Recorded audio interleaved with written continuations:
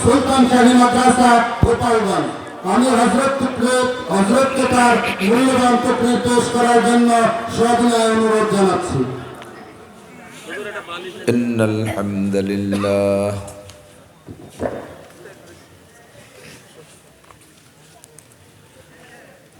والصلاة والسلام على من لا نبي بعده أما بعد فأعوذ بالله من الشيطان الرجيم بسم الله الرحمن الرحيم ألف لام ميم ذلك الكتاب لا ريب فيه هدى للمتقين الذين يؤمنون بالغيب ويقيمون الصلاة ومما رزقناهم ينفقون ثم قال الله تعالى وما خلقت الجن والإنس إلا ليعبدون ما أريد منهم من رزق وما أريد أن يطعمون وقال محمد رسول الله صلى الله عليه وسلم لا يؤمن أحدكم حتى يكون هواه تبعا لما جئت به أو كما قال عليه الصلاة والسلام سبحانك لا علم لنا إلا ما علمتنا إنك أنت العليم الحكيم رب اشرح لي صدري ويسر لي أمري واحلل عقدة من لساني يفقه قولي رب زدني علما اللهم بارك لنا في رجب وشعبان وبلغنا رمضان اللهم أرنا الحق حقا وارزقنا اتباعه وأرنا الباطل باطلا وارزقنا اجتنابه সকলে বলি আমিন। সবাই জবান খুলে দরুদে ইব্রাহিমি পড়ে নেই, আল্লাহর রহমত 10 গুণ বেড়ে যাবে।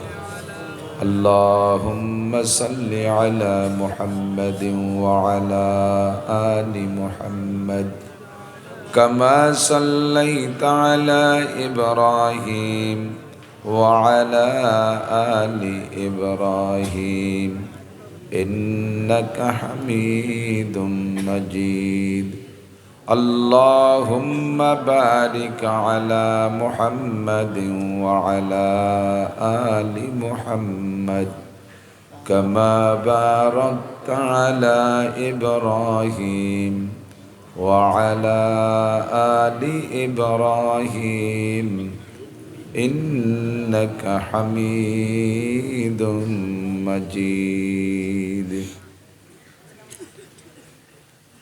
ঐতিহ্যবাহী বাকুশপোল ইমদাদুল উলুম কওমি মাদ্রাসা কর্তৃক আয়োজিত বাৎসরিক নুরানি কুরআনী মাহফিলের সম্মানিত সভাপতি, মাদ্রাসার সুযোগ্য সুদক্ষ সভাপতি মোহতামিম সাহেব হুজুর, মুহাদ্দিসিন কিরাম, আসাতিজায়ে কিরাম, আজকের মাহফিল উপলক্ষে দাওয়াতি উলামায়ে কিরাম, এই অঞ্চলের অনেক অনেক উলামায়ে কিরাম, আইম্মায়ে মাসাজিদ, মাদ্রাসার আজিজ আমতুলাবা, প্রাণপ্রিয় দেশবাসী, মোটামুটি শীতের রাত্রে আল্লাহ পাক রব্বুল আলামিন আমাদেরকে কিছুক্ষণের জন্য শীত সহ্য করে জাহান্নামের প্রচণ্ড ঠান্ডা ও গরমের ভয়ে, হেদায়েতের আশায় গুমরাহির ভয়ে, সওয়াবের আশায় গুনার ভয়ে, শিরিক ও কুফর মুক্ত ঈমান গড়ার লক্ষ্যে, বেদাত মুক্ত সুন্নতি আমলের প্রশিক্ষণ দেওয়ার জন্য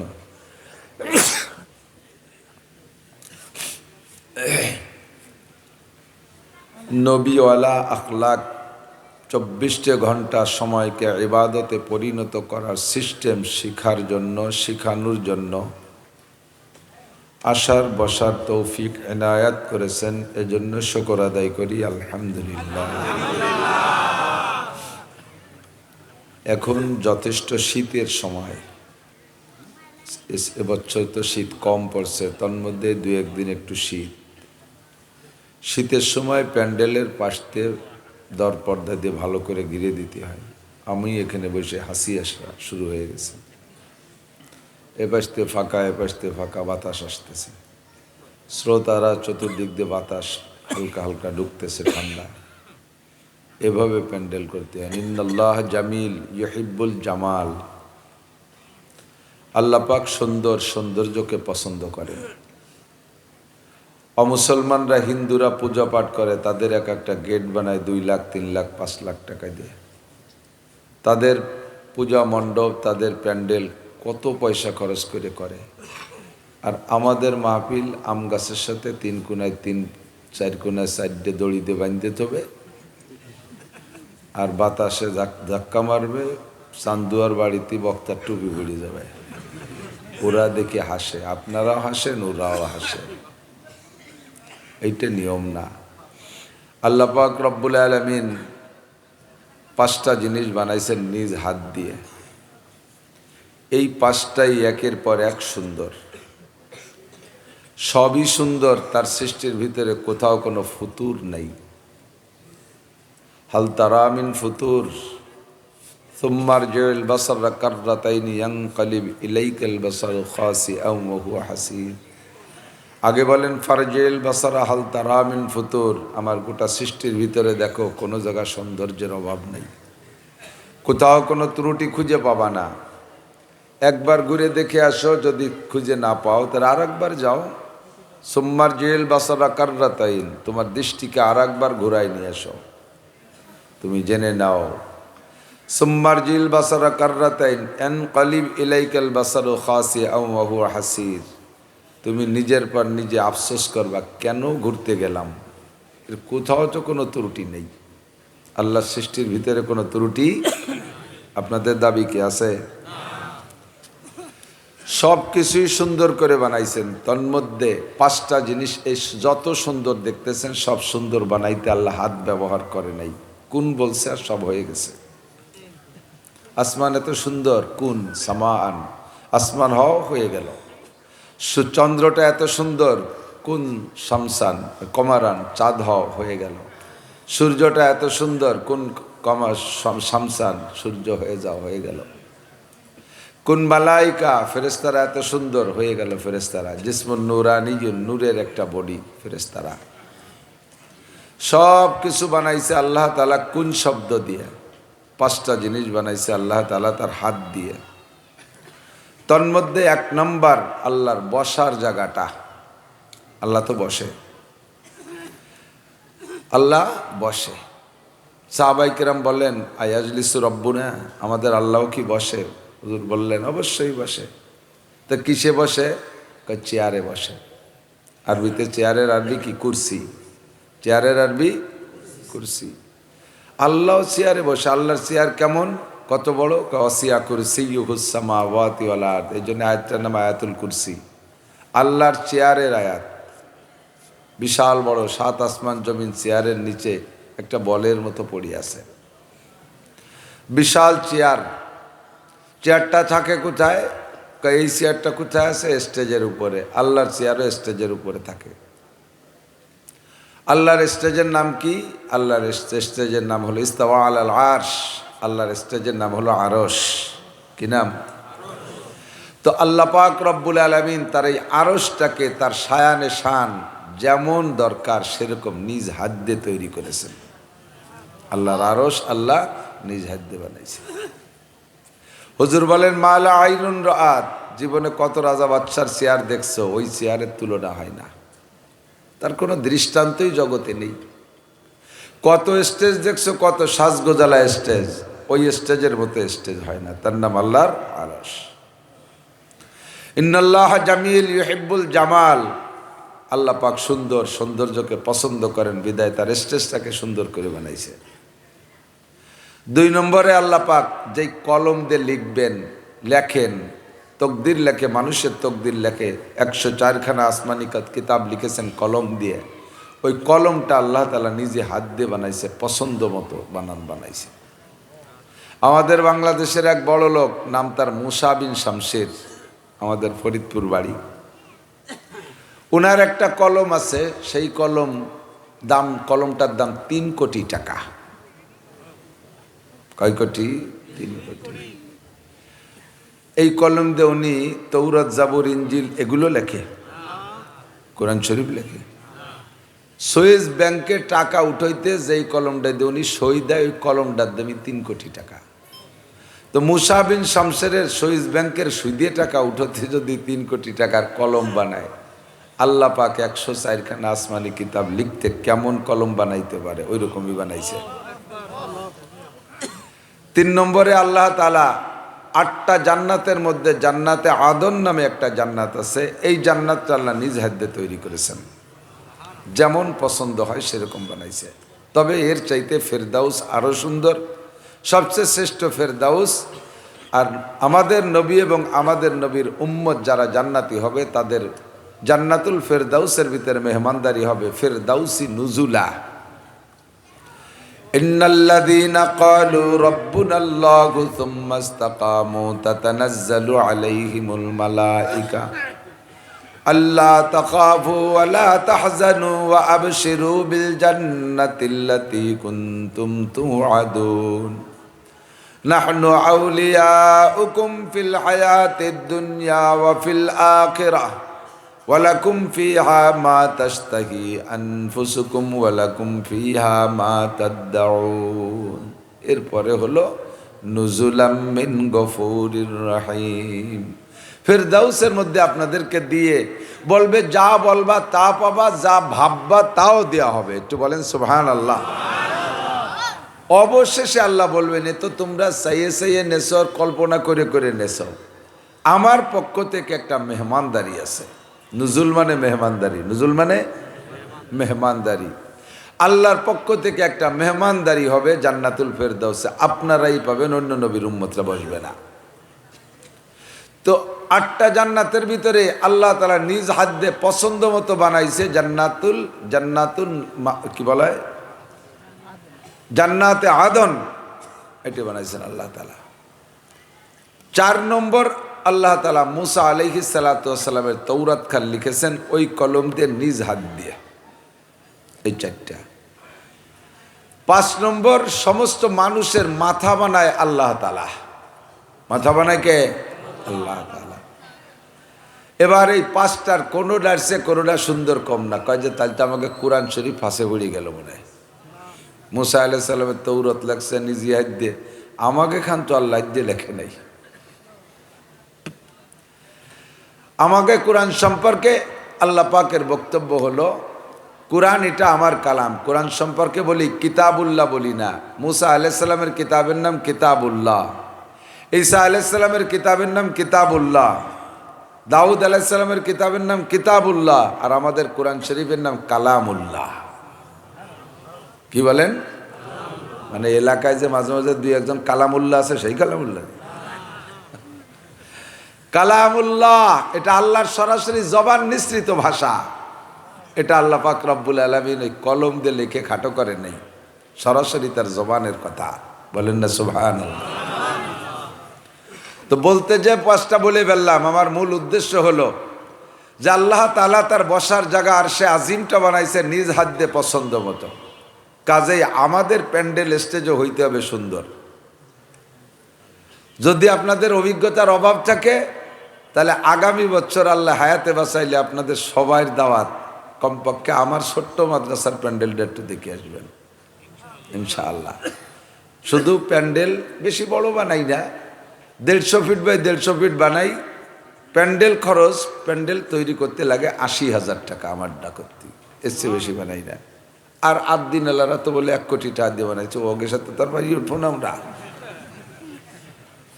সেটা যারা দেখছেন তারা দেখছেন। তারপরে তো এদিক সেদিক এসে কমপক্ষে কওমি মাদ্রাসা যত গরিব হোক একটু বেড়া তো দিতে এসে তিসবা। এই পর্দার অভাবে ঠান্ডা লাগতেছে, জন্য ফাও কথা এতখানি কলাম আর কি। আল্লাহ তাআলা হেফাজত করুক, বলে না আমিন। আপনাদের এই পাশালারা মাহফিল নেয় আমার কাছে থেকে বৈশাখ জ্যৈষ্ঠী 36 শুরু আর কি, ফাল্গুন নিয়ে 2-1টা। তো এবার এই ফাল্গুন 36 জড়াই গেছে রমজানের ভিতরে, এই জন্য একটু লস হয়ে গেছে, 2-1টা মাহফিল আগে আনছে। এ পাশালারা এই প্যান্ডেল করার ভয়তে ওই বৈশাখী গনে মাহফিল নেয়, রাস্তা বইরে উঠোন মাঠ বইরে খুঁটো গাড়িয়ে 2-2 লাইট দেয়, বক্তার জন্য ছোট একটা বাসর ঘর বানায় দেয়, উনি ওখানে বসবাস করবে। এই প্যান্ডেলে পয়সা খরচ করবে না, এই শেষলামি বাদ দিতে হবে, নাহলে কিন্তু শীতকালে আসবো না। কয়ে থিয়ে গেলাম একবারে। আল্লাহু আকবার। আমার দিক তাকান তো, আল্লাহ পাক মানব জাতির হিদায়াতের জন্য খেয়াল করি, খুব খেয়াল করি। আমাকে আপনাকে প্রত্যেকটা মানুষকে প্রত্যেকের জন্যই বলি আশাজুকাল মাদুম, 2-1টা ব্যতিক্রম বোকা শোকা থাকলেও ওগুলো ধর্তব্য না। অধিকাংশ মানুষ শতকরাও না, হাজারও না, লাখে 99,999 জন বললেও ভুল হবে না। মানুষকে আল্লাহ তাআলা যে পরিমাণ জ্ঞান বুদ্ধি বিবেক বিবেচনা দিয়েছে, এই জ্ঞান বুদ্ধি বিবেক বিবেচনা দিয়েই মানুষের উপরে আল্লাহর পক্ষ থেকে দায়িত্ব দেওয়া ওয়াজিব ছিল বা দায়িত্ব দেওয়া উচিত ছিল যে তোমার জ্ঞান খাটাইয়া তুমি আল্লাহকে খুঁজে নাও। খেয়াল করতেছেন না? তা ভাগ্য ভাগ্য দেওয়ার বাদাম খাচ্ছেন, একসাথে 2 কাজ ভালো হয় নাকি? 1 কাজ করতে হবে। যদি বাদাম খাতে হয় তাহলে আপনারা ওখানে আমার সাইডে দেন, আগে খাইয়ে শেষ করি, পরে হবে। আর যদি তা নয় তাহলে সবাই বন্ধ করতে হবে। আমি দূরিত্বে এসে বক বক করবো আর আপনি বাড়ির মানুষ বাদাম খাবেন, এই অসামাজিকতা তো করা যাবে না। মানুষকে আল্লাহ যে জ্ঞান দিয়েছে, এই জ্ঞান বুদ্ধি বিবেক বিবেচনা দেই আল্লাহকে খুঁজে নিয়ে ওয়াজিব ছিল। কারণ এই মানুষ তার জ্ঞান বুদ্ধিকে কাজে লাগাইয়া হাজারো না থাকা জিনিসকে তৈরি করেছে। মোবাইল ছিল না, বানাই নেই মানুষ। কি দিয়ে সংযোগ করলে এর সাথে বা এর সাথে এই তারের সাথে ওই তার, এর সাথে ওই দিয়ে কুন্ডারে জড়ালি একটা মোবাইল, আর তাই দিয়ে সারা দুনিয়া ভরে গল্প করা যায়, শুধু কথা কওয়া যায়, আবার কনেওয়ালারে দেখাও যায়, শুধু ছবি দেওয়া যায় তা না, ভিডিও, তার সাথে A to Z কথা গল্প স্বল্পের মতো কেমন যেন সামনে বসে। এতটা আবিষ্কার করছো তোমার ব্রেন দিয়ে, ক্যামেরা বানাইছো তোমার ব্রেন দিয়ে, মাইক বানাইছো তোমার ব্রেন দিয়ে, একটাও দুনিয়ায় ছিল না। কারেন্ট বানাইছো তোমার ব্রেন দিয়ে, এমন অস্ত্র বানাইছো যার একটা অস্ত্র মেরে দিলে সারা দুনিয়া গারদ হয়ে যায়, এ তোমার ব্রেন দিয়ে বানাইছো। কিভাবে বুঝলে যে এইটার সাথে এইটা সংযোগ দিলে এই বোমাটা তৈরি হয়? রকেট বানাইছো তোমার ব্রেন দিয়ে, বিমান বানাইছো তোমার ব্রেন দিয়ে। মঙ্গল গ্রহ কোথায় সেখানে তুমি গিয়েছো তোমার ব্রেন খাটাইয়া, যাওয়ার জন্য যে যানবাহন রকেট তা তুমি তৈরি করেছো। চাঁদে গিয়েছো তুমি, মধ্যাকর্ষণ স্টেশন তৈরি করেছো। 6 মাইল মাটির নিচে কি আছে তা তুমি উপরে বসে বলে দিতে পারো। আপনারা জানেন না, আমি গিয়েছিলাম কুড়িগ্রাম না পঞ্চগড় ঠাকুরগাঁও, ওখানে গিয়ে পাথরের খনি দেখতে গেলাম, মাহফিল ছিল কাছে। যাওয়ার পরে এক আজীব দেখে আমি আশ্চর্য হয়ে গেছি, আল্লাহু আকবার। এই যে রাস্তায় কালো পাথর যেগুলো আনতেছে ট্রাকে করে উত্তরবঙ্গে থেকে, এই পাথরগুলো আসতেছে 2000 ফিট মাটির নিচে পাথরের পাহাড়, সেই পাহাড় ভাঙ্গিয়ে সেখান থেকে বের করে আনতেছে উপরে। রাশিয়া ইউক্রেন যুদ্ধ না, ওই ইউক্রেনের বিজ্ঞানী ওই জায়গায় আইসা, ও তো আর ওই পাশে রাশিয়াতে বা ইউক্রেনেতে মাটির তল দিয়ে আইসে তো দেহে যায়নি যে বাংলাদেশের এই জায়গায় একটা পাহাড় আছে। ওই জায়গায় আইসা ওই জায়গা ছিদ্র করে ফুটো করে তলে যাইও দেখে নাই, মাটির উপরে বসে এক মুঠ মাটি নিয়ে পরীক্ষা করে কয় যে এই জায়গা পাথরের পাহাড় আছে। এই পাহাড় বের করা যাবে কিভাবে? পাথর খুব মজবুত পাহাড়, পাথর খুব মজবুত পাথর। ওখান থেকে ডিপ করছে, খুঁজছে, আমি দেখে আসছি। সেই ডিপ দিয়ে 2000 ফিট নিচে যায় ইসে করিয়া, লিফটে করে। আমার সামনে 10 জন গেল, আমাকেও ম্যানেজার সব বলতেছে, ইন্ডাস্ট্রিজের ইনচার্জ যিনি আছে ওখানে, উনি বলতেছে হুজুর যাবেন নাকি নিচে? 2000 ফিট নিচে যাইতে মাত্র 2 মিনিট সময় লাগে। এত দ্রুত গতির এই লিফট বানাইছে। আমি কই না, আমি ও জায়গায় যাবো না। যারা যাচ্ছে ওকে যা দেখি আমার দম বন্ধ হয়ে আসতেছে। আমি ওই জায়গায় যাবো মূর্তি। আর অত নিচেই গেলি যদি ফেরেশতারা আইসে কয় যে আইসো যখন মার রব্বুকা, পাইছি যখন হাতের মাথায় কম আর রব্বুকা, এমনও রেডি হইনি, ও কর কায়দা নেই, আমি যাবো না। আশা হাসিখানি করলো। এই পাথর উঠছে ওখান থেকে। সিস্টেম হলো যাইয়া এই 10 জন যাইয়া বোমা নিয়ে গেছে, মেটার বোমা নিয়ে বিভিন্ন পয়েন্টে সেট করে দিছে। আগে পাথরের পাহাড়ের পাশে খুঁজছে জায়গা বানাইছে, বানাইয়া এরপরে যে ওখানে বোমাগুলো সেট করে দিয়ে আসে। ওরা চলে আসার পরে উপরের থেকে রিমোট চাপ দেয়, রিমোট কন্ট্রোল বোমা। এই বোমাগুলো ওখানে বাস্টায়, বিশাল বিশাল খান্ডা খান্ডা করে খান খান করে পাহাড় ফাটিয়ে ফেটে টুকরো হয়। এই পাথরকে সেখান থেকে উঠায় আবার কি দিয়ে ওই মাটির নিচ থেকে উপর পর্যন্ত রেল লাইন করছে। রেলের বগি আছে, বড় বগিটা এই ছোট ছোট, এই স্টেজের 4 ভাগের 1 ভাগ সাইজ ছোট ছোট বগি। এই বগির ভিতরে আবার ওই পাথর ধরে উঠবে কিনা ও জায়গা যাইয়া, পাথরের কাছে ওজন, ওই জায়গা আবার কিরান পাঠাইছে। সেই কিরানে পাথর উঠে দেয় আর ওখান থেকে রেল বগিতে আসে, আইসা উপরে অনেক কারবার আছে সেভাবে যায়। সেগুলো মেশিন দিয়ে ভেঙে ভেঙে ছোট বড় বিভিন্নভাবে বানাচ্ছে। হাজার হাজার লক্ষ লক্ষ টনকে টন। ওনারা বললেন আরো 100 বছর উঠাইলেও একটা পাহাড় শেষ করা যাবে না। এরকম পাহাড় মাটির তলতে বহুত আছে। আল্লাহ আকবার। তো আল্লাহ পাক বলেন তোমার যে জ্ঞান দিছি, বুদ্ধি দিছি, মাটির উপরে বসে 2000 ফিট মাটির নিচের পাহাড় সম্পর্কে তুমি জ্ঞান অর্জন করেছো, খবর রেখেছো, এটা তুমি জানতে পারছো। আরো কত খনিজ সম্পদ তুমি মাটির নিচ থেকে বের করতেছো। এত জ্ঞান দিছি বিদায় আমি আল্লাহ পাক যদি তোমারে ওয়াজিব করে দিতাম তুমি মাটির নিচে পাহাড় বের করতে পারো, মাটির নিচে তেলের খনি, লোহার খনি, স্বর্ণের খনি, গ্যাসের খনি কোথায় আছে তা তুমি বের করতে পারো। উপরে বসে যেগুলো দেখা যায় না সেগুলো তুমি খুঁজে বের করতে পারো। তুমি মঙ্গল গ্রহ, চাঁদের দেশে মধ্য আকর্ষণে যেতে পারো। তোমার এই ব্রেন খাটাইলে তুমি তোমার সৃষ্টিকর্তা আল্লাহকে খুঁজে বের করতে পারতা। আমি যদি ওয়াজিব করে দিতাম যার যার জ্ঞান খাটাইয়া ব্রেন খাটাইয়া তুমি এগুলো করো, তাও আমি দিতে পারতাম। কিন্তু আমি আল্লাহ পাক রব্বুল আলামিন তোমাদের ইহসান করেছি, অনুগ্রহ করেছি। এভাবে কঠিন বোঝা তোমার পর চাপায় না দিয়া তোমার আল্লাহকে চেনার জন্য আমি বক্তা পাঠাই দিয়েছি 2.5 থেকে 3 লক্ষ।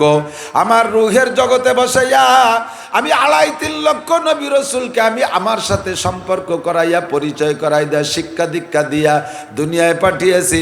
আমি ভুলা মানুষগুলোকে আমারে চিনে দাও।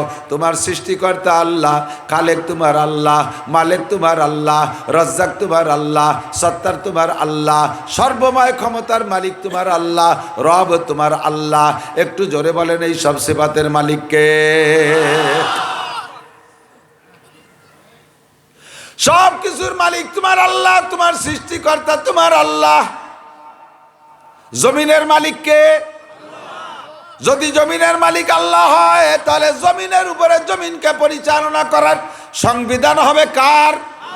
কুলিল্লাহুম্মা মালিকাল মুলক, এ জগতের মালিক আল্লাহ। তুতিল মুলকা মান তাশা ওয়া তানজিউল মুলকা মিম্মান তাশা। যখন যাকে খুশি কিছুদিনের জন্য পাওয়ার দেয়, আবার তার হাত থেকে ঘাড় ধরে সরাইয়া তার হাত থেকে ছুটাইয়া আর একজনকে পাওয়ার দেয়। আল্লাহ কা ইনিল হুকমু ইল্লা লিল্লাহ। যেহেতু জমিন আমার, কাজে এর ভিতরে সংবিধান চলবে আমার। জানি না রব্বুল আলামিন তোমার সংবিধান কি?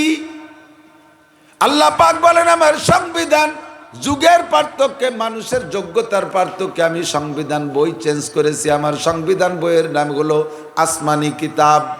কি কিতাব? আসমানি কিতাব। এটা ডক্টর ইউনূস সাহেবের লেখা না, এটা আমাদের ডক্টর কামাল সাহেবের লেখা না, এটা বঙ্গবন্ধু শেখ মুজিবুর রহমানের লেখা না, এরা প্রেসিডেন্ট জিয়াউর রহমানের লেখা না, এটা প্রেসিডেন্ট এরশাদের লেখা না। আসমানি কিতাব সম্পূর্ণ আল্লাহ তার কুদরতি কলম দিয়ে 104 খানা আসমানি কিতাব আমাদের সংবিধান বই হিসেবে তৈরি করে পাঠিয়েছেন। তবে কিয়ামত পর্যন্ত একটা বই যথেষ্ট ছিল, সেটার নাম কোরআনে কারিম। আদম আলাইহিস সালামের সময় যদি আল্লাহ কোরআন নাজিল করতেন, কোরআনে কারিম এত সুন্দর কিতাব, এমন জামিউল কালাম, কোরআনের নাম একটা নাম হলো জামিউল কালাম। এর ভিতরে যাহা কিছু আজ দরকার সব কিছুর মধ্যে আছে। এই একটা কিতাব আদম আলাইহিস সালামের সময় আল্লাহ পাঠিয়ে দিলে তাতে কিয়ামত পর্যন্ত চলতো। কিন্তু আল্লাহ কোরআনকে আগে না পাঠাইয়া আরও অনেক অনেক কিতাব আগে পাঠানোর কারণ কি? কয় সব জামানার মানুষের যোগ্যতা একরকম না। যে জামানার মানুষের যোগ্যতা যেমন, ও জামানার জন্য কিতাব লাগবে তেমন। সব ক্লাসের ছাত্রদের যোগ্যতা একরকম না। যে ক্লাসের ছাত্র যেমন, সে ক্লাসের বই তেমন। যে ক্লাসের ছাত্র যেমন, ওই ক্লাসের শিক্ষক তেমন। কতক্ষণ? ক্লাস 1-এর ছাত্র যোগ্যতা কম, তাদের জন্য নরম বই, তাদের জন্য একেবারে সহজ বই। ধীরে ধীরে ক্লাস বাড়ে আর ধীরে ধীরে বই কঠিন হয়, আর উস্তাদও যোগ্যতা সম্পন্ন হতে থাকে। আল্লাহু আকবার। MA ক্লাসের বই পড়ার জন্য প্রাইমারির শিক্ষক দ্বারা সম্ভব না। আবার MA ক্লাসওয়ালাদেরকে প্রাইমারির বই দিলে তৃপ্তি পাবে না। আবার MA ক্লাসের বই ক্লাস 1, 2, 3, 4, 5 বেলাকে দিলে তারা পড়তে পারবে না। এই জন্য ছাত্রদের যোগ্যতার মাপের বইয়েরও পার্থক্য, শিক্ষকেরও পার্থক্য। আদম থেকে নূহ আলাইহিস সালাতু ওয়াস সালাম পর্যন্ত মানুষ ছিল একেবারে সরল। ওই সময়টার নাম রাখছে জামানায় তুফুলিয়াত, শিশুকাল, মানব জীবনের শিশুকাল। শিশুরা, ছোটরা যেমন বোঝে না, তাদের উপরে শরীয়তের বিধানও এরকম আসে না। নাবালেগ থাকতে কি নামাজ ফরজ নাকি? কথা কন না? রোজা ফরজ, হজ ফরজ, যাকাত ফরজ, পর্দা ফরজ, কিচ্ছু নাবালেগের উপরে ফরজ না। এই জন্য আদম আলাইহিস সালাম থেকে নিয়ে নূহ আলাইহিস সালাম পর্যন্ত কঠিন কোনো শরীয়তের বিধান ছিল না। শুধু আল্লাহর কলেমা ছিল, আল্লাহকে বিশ্বাস করে, এই কথাটা ছিল। আমরা ছোটকে পড়াই না, আবু কও লা ইলাহা ইল্লাল্লাহ মুহাম্মাদুর রাসূলুল্লাহ, কলেমা ছোটদেরকে পড়াই। আল্লাহ তাআলা নূহ আলাইহিস সালাম পর্যন্ত মানুষকে এই কলেমা পড়ানোর দাওয়াত দিয়েছিলেন আদম আলাইহিস সালামের মাধ্যমে। কিতাবের ভিতরে সহজ সরল মাসালা ছিল যেগুলো ছোটরা পালন করতে পারে। কোনো ইতিহাসে লেখে আদম আলাইহিস সালাম থেকে নিয়ে নূহ আলাইহিস সালাম পর্যন্ত সময়টাকে বলা হয় শিশুকাল। যার কারণে শিশুদের যেমন দাড়ি মোছ হয় না, ওই সময়কার মানুষের বয়স হতো অনেক, কিন্তু দাড়ি মোছ গজাতো না। শিশুকাল। সর্বপ্রথম নূহ আলাইহিস সালাম থেকে দাড়ি মোছ গজানো শুরু হয়েছে। নূহ থেকে নিয়ে ইব্রাহিম আলাইহিস সালাম পর্যন্ত সময়ের নামগুলো শাবাবাদ, যৌবনকাল। এই সময় আউয়ালুর রসুল নূহ আলাইহিস সালাম, রসুলের মাধ্যমে শরীয়ত প্রেরণ করা হয়েছে। প্রথম রসুল নূহ আলাইহিস সালাম, এনার মাধ্যমে আসমানি কিতাব দিয়ে আল্লাহ তাআলা সাবালেগ মানুষের উপরে শরীয়তের বিধান চাপানো শুরু করছেন। আর এই সময় মানুষের দাড়ি মোছ গজানো শুরু হয়েছে। এর আগে দাড়ি মোছ গজাতো না। যৌবনকালে দাড়ি মোছ গজায়, কিন্তু পাকতো না। নূহ আলাইহিস সালাম থেকে ইব্রাহিম আলাইহিস সালাম পর্যন্ত দাড়ি মোছ হইতো, কিন্তু পাকতো না, কালা কালা থাকতে মরি যেত। আর সর্বপ্রথম ইব্রাহিম আলাইহিস সালামের চুল দাড়ি পাকছে, বুড়ো হয়ে গেছে, 90 বছর, 98 বছর বয়স। এই সময় আল্লাহ তাআলা ওনাকে একটা সুসংবাদ দিলেন, ফাবাশশারনাহু বিগুলামিন হালিম। এর আগে কোনো ছেলে মেয়ে হয় নাই, জানেন তো কিসসা? এর আগে কোনো ছেলে মেয়ে হয় নাই। আল্লাহ পাকে বুড়োকালে ওনারে সুসংবাদ দিয়েছে, তোমার একটা ছেলে হবে। উনি বলতেছে, আল্লাহ আমার ছেলে হবে, ওয়াস্তা আল্লাহর রস সাইবা, আমার চুল দাড়ি পাইয়ে ফকা ফক সাদা হয়ে গেছে, বুড়োকালে সব পার্সপাতি ঢিলে হয়ে গেছে, এ ওয়াচুমান কীভাবে ছেলে হবে? আল্লাহকে যেভাবে হওয়ার সেভাবেই হবে। তা হয়েই গেল। ছেলেটার নাম ইসমাইল আলাইহিস সালাতু ওয়াস সালাম, ঠিক না? তো এই সময় থেকে শরীয়তের বিধান কড়া শুরু হয়ে গেছে, কারণ ছাত্রর যোগ্যতা খুব হাই কোয়ালিটিতে আসা শুরু হয়ে গেছে। ছাত্রর নাম মিস্টার নমরুদ। ছাত্রর নাম কি? মিস্টার নমরুদ। আন্তর্জাতিক খ্যাতিসম্পন্ন দামলা, বিশ্ববিখ্যাত আবাল। এই আবাল রে আগেরে বই দিয়ে আগেরে উস্তাদ দিয়ে সাইজ করা যাবে না বিদায় আল্লাহ তাআলা বিখ্যাত রসুল পাঠাইছেন, মুসলিম জাতির পিতা ইব্রাহিম আলাইহিস সালামকে উস্তাদ হিসেবে পাঠিয়েছেন। আর ওনার কাছে 10 খান কিতাবও দিয়েছে, সহিফা ইব্রাহিম আলাইহিস সালামের কিতাব 10 খান। এই 10 কিতাব দিয়ে তাদেরকে সাইজ করতে করতে করতে করতে ছাত্রর যোগ্যতা আরো বাড়িয়ে গেল। ছাত্রর নাম মিস্টার ফেরাউন, কারুন, হামান। এই বড় বড় বিশ্ববিখ্যাত লিডার যখন ছাত্র হয়ে গেছে, এখন আগের কিতাবে তৃপ্তি পায় না, নবীও লাগবে সামনের পর সেই রকম উস্তাদ। আল্লাহ তাআলা পাঠায় দিছে জালালি মিজাজের মুসা আলাইহিস সালামকে উস্তাদ, আর কিতাবও দিছে কায়দা মতো কিতাব। এখানে 1000 পারা 10 লক্ষ আয়াত মুসা আলাইহিস সালামের কাছে তৌরাত কিতাব পাঠিয়ে পড়িয়ে খায়। এবার আগের কিতাবে ফুসায় না, পড়িয়ে খা। মশলাও সেরকম কঠিন কঠিন, শুনলে আজীব হবেন। মশালা কি? আমাদের এই কাপড়ে যদি ময়লা লাগে, কাপড়ে পানি দিয়ে ধুয়ে ফেললে সাফ হয়ে যায় না? বনি ইসরাইলের মশালা ছিল, তোমাদের কাপড়ে ময়লা লাগলে ওটুক ধুলি সাফ হবে, ওটুক কাটি ফেলাই দিতে হবে। তোমরা যেমন গাইডিও, মশালা এরকম কড়া। আমাদের গায়ে ময়লা লাগলে একটু পানি দিয়ে ধুয়ে ফেললে সাফ হয়ে যায় না? আর তাদের গায়ে যদি বড় মানে নাজাসাতে গলিজা নাপাক, বড় নাপাক লাগে, ওইটুক কাটি ফেলাই দিতে হবে, নাহলে সাফ হবে না। আমরা যত বড় গুনাহ করি, যতক্ষণ পর্যন্ত বড় ধরনের হত্যাযোগ্য যে গুনাহ, এই হত্যার যোগ্য যে গুনাহ, এই গুনাহ করার আগ পর্যন্ত বা ওই গুনাহ করলেও যদি ধরা না পড়ি, অতক্ষণ পর্যন্ত আমাদের সমস্ত গুনাহ ক্ষমার পাওয়ার জন্য একটা মাত্র তাবিজ, সেটা হলো অন্তর থেকে তওবা করা। আস্তাগফিরুল্লাহ রাব্বি মিন কুল্লি যামবি ওয়া আতুবু ইলাইহি। সারা জীবন ভরে যদি 1000 বছর হায়াত পান, 1000 বছর কবিরা সগীরা সব গুনাহ করেছেন, আল্লাহ পাক বলেন, আল্লাহ পাক রব্বুল আলামিন বলেন, ও বান্দা তোমার সারা জীবনের সমস্ত গুনাহ মাফ করে দেব। ইন্নাল্লাহা লা ইয়াগফিরু আন ইউশরাকা বিহি ওয়া ইয়াগফিরু মা দুনা যালিকা লিমান ইয়াশা। একমাত্র শিরকি গুনাহ ছাড়া আর যত গুনাহ করবা, তোমার যে কোনো একটা ভালো কাজ দেখে আমি বিনা তওবায়ও ক্ষমা করে দিতে পারি। হাজার হাজার লক্ষ লক্ষ কবিরা গুনাহ থেকে ক্ষমা পাইতে তওবা করা লাগবে না, আমি বিনা তওবায় ক্ষমা করে দিতে পারি। তুমি একটা ভালো কাজ দেখে যদি আমার পছন্দ হয়ে যায়, আর যদি তুমি শিরকি গুনাহ করো, শিরক থেকে বাঁচার জন্য আমার ব্যবস্থা আছে। অন্তর থেকে তওবা করে বলো, আর কোনোদিন শিরক করব না। আল্লাহ জীবন ভরে 33 কোটি দেবদেবীর পূজা পাঠ করেছি, মূর্তি পূজা করেছি, মন্দির পূজা করেছি, আর কোনো দিন করবো না। আস্তাগফিরুল্লাহ পড়ো। সারা জীবন ভরে গুনাহ করে যদি অন্তর থেকে একবারও আস্তাগফিরুল্লাহ পড়ো, ফাউলাইকা ইউবাদদিলুল্লাহু সাইয়্যাতিহিম হাসানাত। আল্লাহ পাক বলেন সব গুনাহ ক্ষমা করে দিয়ে গুনাহ সংখ্যা পরিমাণ নেকি দিয়ে আমলনামা ভরপুর করে দেয়া হবে। আমরা যত বড় গুনাহ করি, আস্তাগফিরুল্লাহ শেষ, আস্তাগফিরুল্লাহ শেষ। এই মোবাইলের ভিতরে 32 জিবি মেমোরি লোড দিয়েছেন, 5-7-10 বছর পর্যন্ত লোড দিয়েছেন। এর ভিতরে যা যা লোড দিয়েছেন এগুলো সব মুছতে কি আর 10 বছর লাগে? ডিলেট বাটনে এক চাপ দিলি সব মুহূর্তের মধ্যে শেষ। কতক্ষণ? আল্লাহ কয় সেম কোয়ালিটি তোমার সারা জীবনের আমলনামা সগীরা কবিরা সব কিছুতে বুঝাই করে ফেলেছ।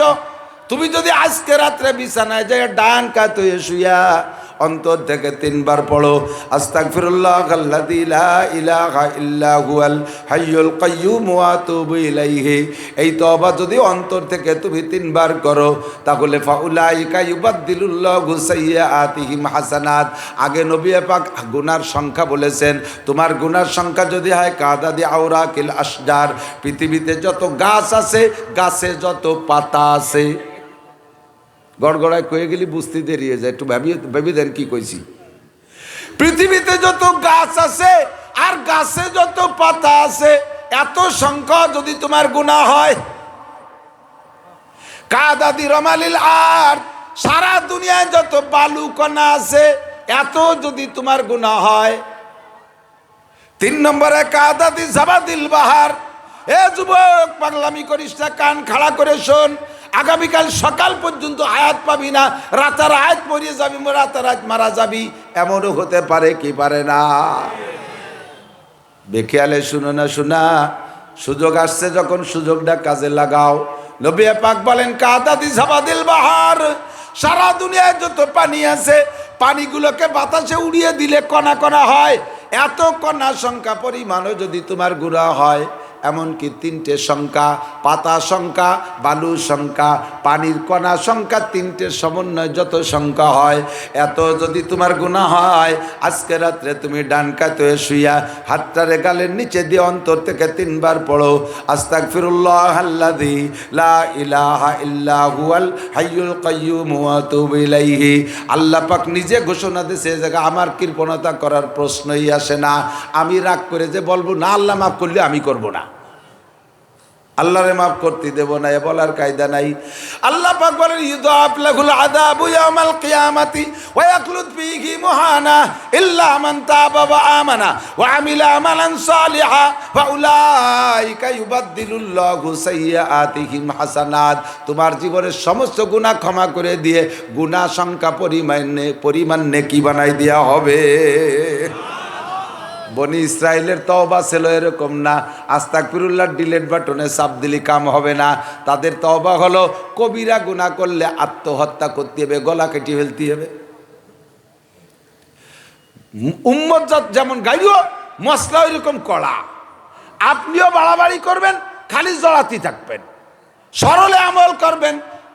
ইমানের ব্যাপারে আল্লাহ স্বাধীনতা দিয়েছে, আমলের ব্যাপারে সরলতা অবলম্বন করছে। খেয়াল করেন, ইমানের ব্যাপারে স্বাধীনতা, একটু বোঝেন, ইমানের ব্যাপারে স্বাধীনতা আর আমলের ব্যাপারে সহজতা। বোঝেন নাই?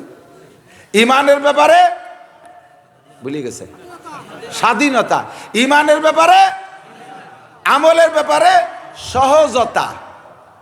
ইমানের ব্যাপারে স্বাধীনতা। আল্লাহ কায় ফামান শাআ ফালইউমিন ওয়া মান শাআ ফালইয়াকফুর। যার মনে চাই ইমান আনো, যার মনে চাই নাই নিও না। ফ্রি। ইমান আনলে তোমারে আমি আকাশে উঠাই দেব, আর ইমান না আনলে তোমারে আমি দুনিয়া থেকে পিটেন দেব, এমন না। ইমানদার হলে তোমার খেতে ফসল দেব, আর হিন্দু বৌদ্ধ খ্রিস্টানের খেতে ফসল দেব না, এরকম না। ইমানদারদের ঘরে সন্তান দেব, বেঈমান কাফেরদের ঘরে সন্তান দেব না, তা না।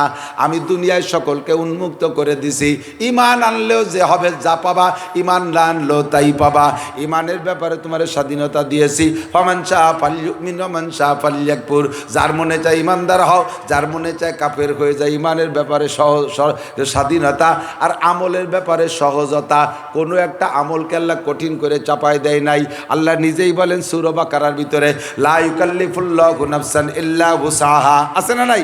লা ইউকাল্লিফুল্লাহু নাফসান ইল্লা উসাহা। কোনো একটা আমল আল্লাহ তাআলা মানুষের শক্তির বাহিরে চাপায় দেয় নাই। যা আপনি পারবেন না এমন কোন আমল দেয় নাই। যে আমলগুলো আল্লাহ অর্ডার করেছে, ওই আমলের ভিতরে যদি আপনার কোনো জায়গা কঠিন বেঁধে যায়, আল্লাহ তাৎক্ষণিকভাবে সহজ একটা ব্যবস্থা পাশে রেখেছেন। আমার দিক তাকান, মাঝে মাঝে রাস্তা, বড় রাস্তার ব্রিজ যদি পুরনো হয়ে যায়, ওই ব্রিজটারে ভাঙ্গে নতুন ব্রিজ করতে গেলে ও জায়গা ভাঙ্গা ব্রিজের পাশ দিয়ে একটা বিকল্প সড়ক বানায় কিনা? বিকল্প সড়ক বানায় না? নইলে যে জায়গা ব্রিজ ভাঙছে সেই বরাবরই যদি জাতি হয়, তা তো যারই কায়দা নেই, হুমড়ি খেয়ে গাড়ি ঘোড়া নিয়ে পড়বে। সেদিন এক বক্তা পড়িয়ে গেছে সেই খালের মধ্যে, ওই বাঁশ গোস দিয়ে আটকাই দেয়নি, উনি কুয়াশার মধ্যে চালায় চলে গেছে, সে যে পড়ছে ব্রিজের মধ্যে। আল্লাহু আকবার। তাহলে যে জায়গা ভাঙ্গা ব্রিজ সে জায়গায় বিকল্প সড়ক, সে জায়গায় বিকল্প। লা ইউকাল্লিফুল্লাহু নাফসান ইল্লা উসাহা। নামাজ পড়া সহজ না কঠিন? কঠিন না সহজ? না পড়া আলারা তো চুপ করে মনে মনে ওরা কাছে কঠিন কঠিন কঠিন। যে কয়বার জিজ্ঞেস করবো কব কঠিন। আল্লাহ তাই কইছে। আল্লাহ কোরআনে কারিমের ভিতরে বলে, ওয়া ইন্নাহা লাকাবীরাতুন ইল্লা আলাল খাশিঈন। এর নামাজ কঠিন। কাদের জন্য কঠিন? যাদের অন্তরে আল্লাহর ভয় নাই, যারা বেঈমান, তাদের জন্য নামাজ কঠিন। আর খশিন, যারা নামাজের প্রতি আন্তরিক, তাদের জন্য নামাজ বিলকুল কঠিন না, বরং নামাজ না পড়া কঠিন। কতক্ষণ? নামাজ না পড়া কঠিন। আমার বাবারা, ভাইরা, যারা নিয়মিত নামাজ পড়েন তারা একটু জবাব দেন। কারণবশত যদি কোনোদিন ফজরের নামাজ পড়তে না পারেন, সেদিন ঘর থেকে বের হইতে ভয় লাগে কি লাগে না? দুপুরে যদি কারণবশত জোহরের নামাজ পড়তে না পারেন, খানা খাইতে যে দেখবেন খানায় তৃপ্তি পাবেন না, মজা পাচ্ছে না, মনের মধ্যে একটা উঠবিস ভাব। ঈশার নামাজ না পড়ে যদি কারণবশত শুয়ে পড়েন, দেখবেন ঘুমের মধ্যে তৃপ্তি আসতেছে না, বারবার ভয় লাগতেছে, না জানি আজকে ঘুমের মধ্যে মারা যায় যদি, আল্লাহ পাকের কাছে কি জবাব দেব। কিন্তু যারা নামাজ পড়ে না, বছরের পর বছর পড়তেছে না, তারা শুয়েই শুয়োরের মতো কি সুন্দর ঘুমায় যায়, ঠিক না? শুয়োরের মতো এক করে গাদা মারিয়ে ঘুমায়। আল্লাহ এদের সম্পর্কে বলেন উলাইকা কাল আনআম, সেম কোয়ালিটি অফ শুয়োর। শুয়োরের শোয়া দেখছেন না? আপনাকে দিক শুয়োর আছে না দলে দলে? আচ্ছা, আমাকে দিকও যায়, বেশি দূরে আবার পূর্ব দিক পাওয়া যায় না। এই উদাহরণ করতে গেলে ওকে বুঝতে আমার কষ্ট হয়। শুয়োর যাকে 1500 এরকম শুয়োর থাকে না, এই 1500 শুয়োর দিন ভরে খাইয়ে দেয়, রাত্রি যে জায়গা শোয়, ওরা তো প্রত্যেকে আলাদা একটা খাটে মশারি টানায় শোয়। কম্বল আছে ওকে, কোনো তিরান পাল্টি ওকে কম্বল খেতাকবে, তোষক মোষক দেয়। শুয়ার সিস্টেম কি? এই যদি 1000 শুয়োর আলাদা আলাদা শোয়, তাহলে শুয়োর সুতি লাগবে 2 বিঘে জায়গা।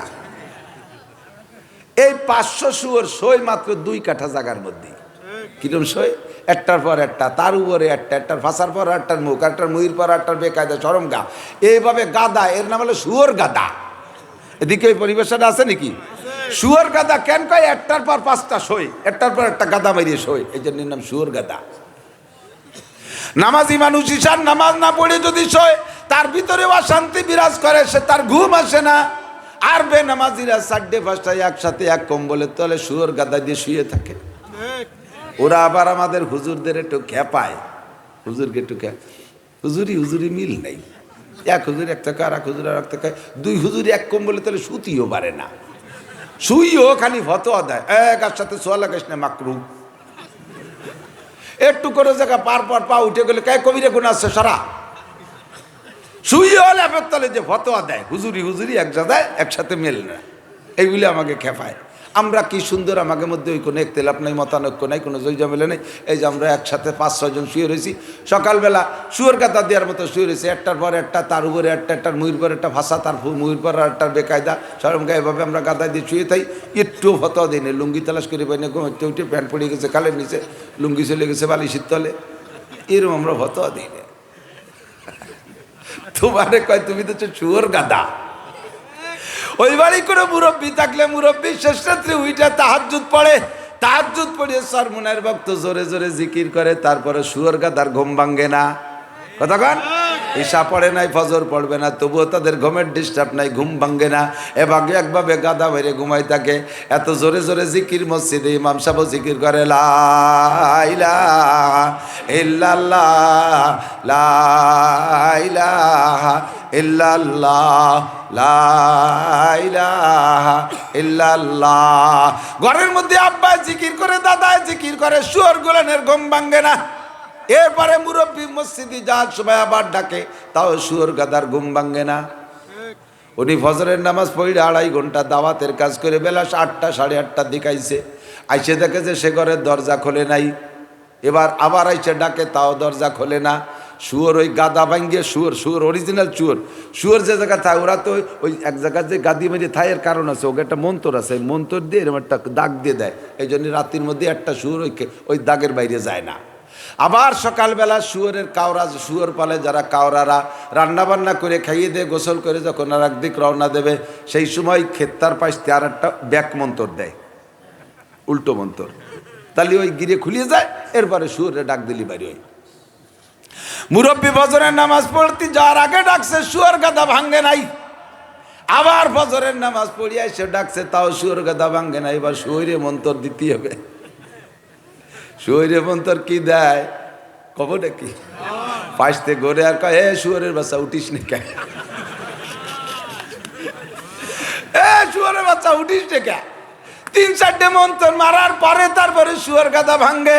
অথচ নামাজি মানুষ যদি কারণবশত ঈশার নামাজ উইটে যায়, রাতটা চলে যায়, তার টেনশনে ফজরের নামাজ সময় মতো উইটে পড়ে, এরপরে আবার ঈশার কাজা নামাজও পড়ে। হযরত মুআবিয়া রাদিয়াল্লাহু তাআলা আনহু, আমার সাথে সবাই বলেন রাদিয়াল্লাহু তাআলা আনহু।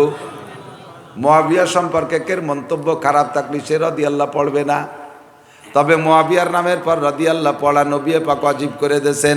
মুআবিয়া রাদিয়াল্লাহু তাআলা আনহু, একটু সবাই কন্দি শুনি তালি বজবজের মধ্যে ভাস্কর আছে কিনা। মুআবিয়া রাদিয়াল্লাহু তাআলা আনহু জিন্দগিতে কোনোদিন যেদিন থেকে তাহাজ্জুদ শুরু করছে ওই দিন থেকে তাহাজ্জুদের নামাজ ছোটে নাই। হঠাৎ একদিন তাহাজ্জুদের নামাজ ছুটে গেছে, জামাতের ওক্তিও নামাজ না, তাহাজ্জুদের নামাজ ছুটে গেছে এক রাত।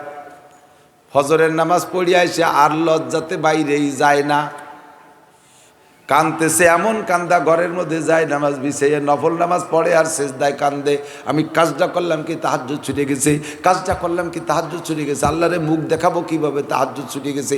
এত কান্না কানছে মুআবিয়া, জামা কাপড় ভিজে গেছে, যায় নামাজ ভিজে গেছে, নিচের মাটিও ভিজে গেছে চোখের পানিতে। আর ঘুমটা মুড়ি দিয়ে, রুমাল মুড়ি দিয়ে যাইয়া মসজিদে নববীতে ওয়াক্তীয় নামাজ পড়িয়া আসে। আবার দুই নামাজের মাঝখানে আজকে দিনের মধ্যে কিছু করে নাই, সারাদিন কাঁদছে। কেন? গত রাত্রে তাহাজ্জুদের নামাজ ছুটছে, গত রাত্রে ঈশার নামাজের পরে দিনের প্রয়োজনে, ধর্মের প্রয়োজনে, রাষ্ট্রীয় প্রয়োজনে কিছু জরুরি কথা ছিল। ওই জরুরি কথা বলতে বলতে একটু রাত বেড়ে গেছে, শুইতে দেরি হয়ে গেছে। এই জন্য উনি ফজরে উঠতে পারে নাই, তাহাজ্জুদে উঠতে পারে নাই। আবার শয়তানও সহযোগিতা করছে। এই জন্য উনি আজকে ফজরের তাহাজ্জুদের নামাজ পড়তে না পারার কারণে সারাদিন ভরে কান্নাকাটি কইরা ঈশার নামাজ পড়ে প্রতিজ্ঞা করছে, আর কোনো দিন জীবনে ঈশার নামাজের পরে 1 মিনিটও সময় নষ্ট করব না। আমার খানা দানা জরুরত আগেই সেরে ফেলবো, ঈশার নামাজের পরে যা আমল আছে সেই আমলগুলো করে আমি বিছানায় চলে যাব, যাতে তাহাজ্জুদের নামাজ আমার না ছোটে। এই প্রতিজ্ঞা করে আজকে দিনটা কোনো মতে কান্নাকাটির মধ্যে কাটাইছে। অস্থির এত, জ্বালা এত, যে কেন আমার তাহাজ্জুদের নামাজ ছুটে গেল আর আমার ঈশার নামাজ ছুটে যায়, ভিতরে বিন্দু মাত্র টেনশন নাই। অক্তের পর অক্ত চলে যায়, ভিতরে কোনো টেনশন নাই। কতক্ষণ ঠিক কি ঠিক না? এরকম মুসলমান আছে না নাই? আবার সেই সব মুসলমান চার দোকান বসে কয় আমরা নামাজ না পড়লি কি হয়েছে, হুজুরকে মতো অত বড় বেঈমান না আমরা। হুজুররা বলে জন্মের বেঈমান, উনি বাড়ি ইমানদার, উনি কিছু করে না। কয় আমরা কি করি কও, আমরা এমন কি অন্যায় করি, মানে উনি ইমানদার, হুজুররা খারাপ, তার জন্য উনি এমন কি অন্যায়। ধরো আমরা না নামাজই পড়ি না, আর রোজাটা হয়তো রাখি না, আর বেশি বেশি একটু মদ খাই, একটু গাঁজা খাই, আর এই সুদিয়ে কয়টা টাহা লাগাই, আমরা এমন কি করি। আর মাঝে মাঝে একটু জেনা করি, সুযোগ পালি, তেমন আর কি হরি কও। উনি তেমন কিছু করে না। আর ক্ষমতা পাইলে সে জায়গাতে একটু টনমন মারি, আর তেমন কিছু করি না। আর বউডার একটু ছেড়িয়ে দিছি, সে যা খুশি করিয়ে বেড়ায়, তেমন কিছু আরে না। আর হুজুররা সব তাহলে আকাম, একটাও আকাম বাদ দেয় না, উনি তেমন কিছু করে না। আল্লাহু আকবার। রাতটা চলে যায়, নামাজ নাই, কালাম নাই, ভিতরে কোনো টেনশন নাই।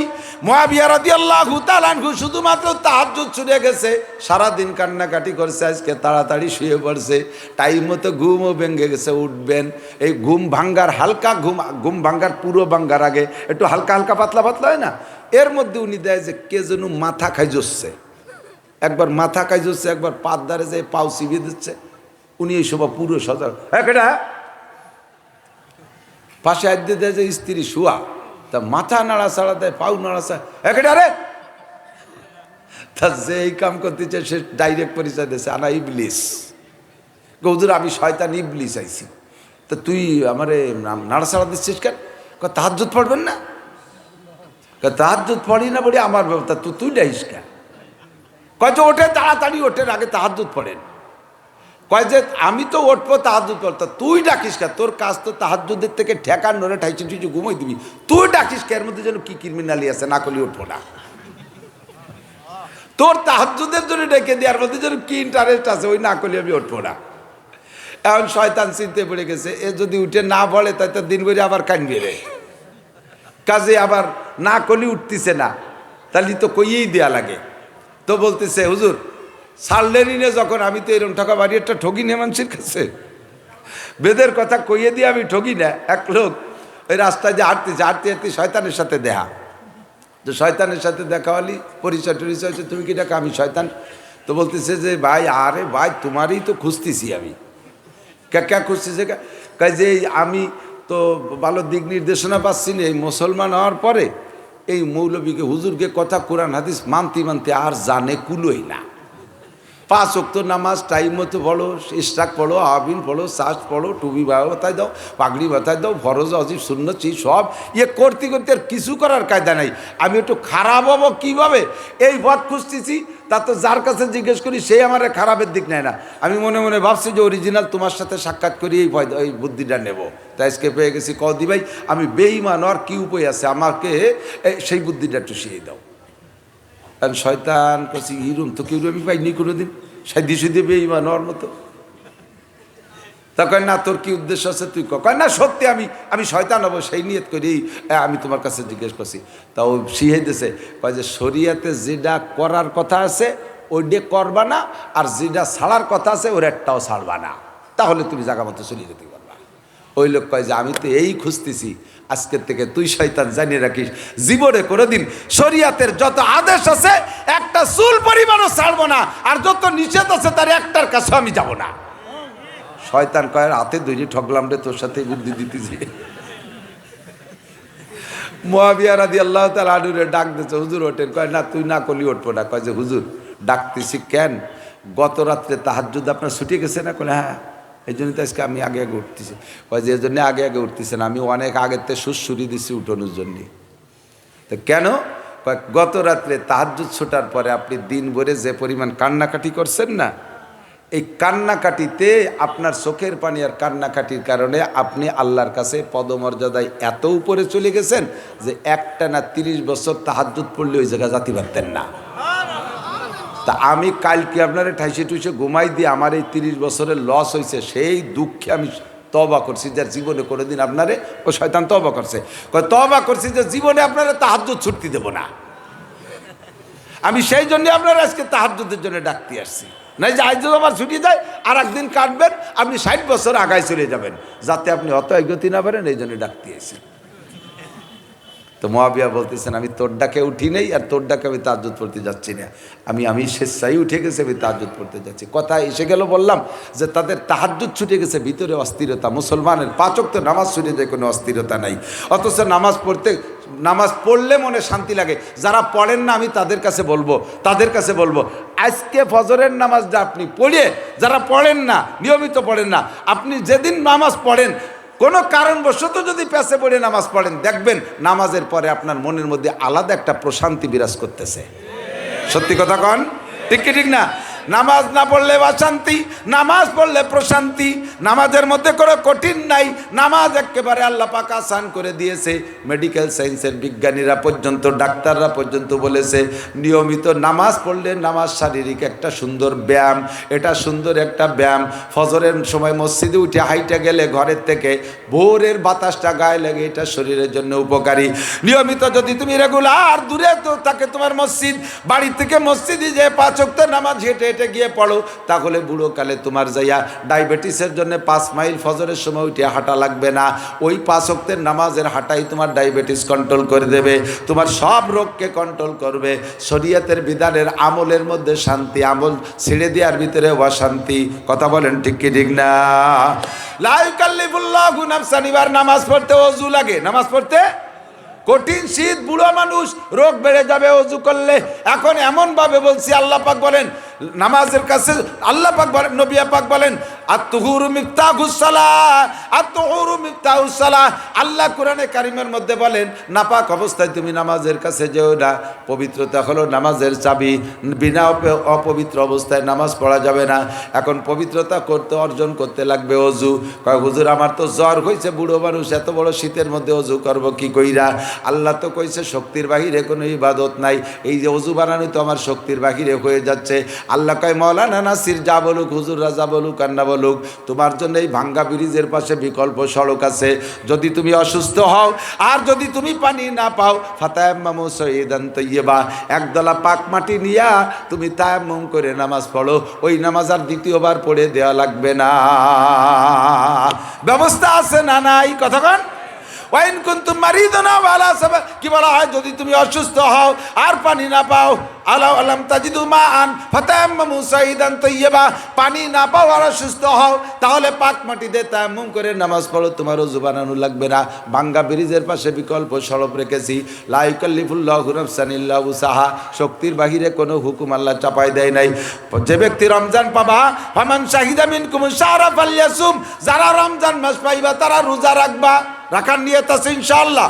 রমজান পাইলে রোজা রাখবেন কারা কারা? আল্লাহকে হাত দেখান, বলেন আল্লাহুম্মা বারিক লানা ফি রজাবা ওয়া শাবান ওয়া বাল্লিগনা রমাদান।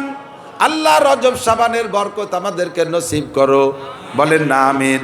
অবাল্লিগনা রমাদান, রমজান মাসে পৌঁছাই দিও। এবার আল্লাহ পাক বলেন ফামান শাহিদা মিনকুম শাহরা ফালইয়াসুম, যারা রমজান মাস পাইবা তারা অবশ্যই রোজা রাখবা। এ যুবক, 16, 18, 20, 22, 25 বছরের তাগলা তাগলা যুবক, রমজান মাসে স্বাস্থ্য ঠিক রাখার জন্য তুমি রমজানে রোজা রাখো না, দুনিয়ার সব কাম করে বেড়াও।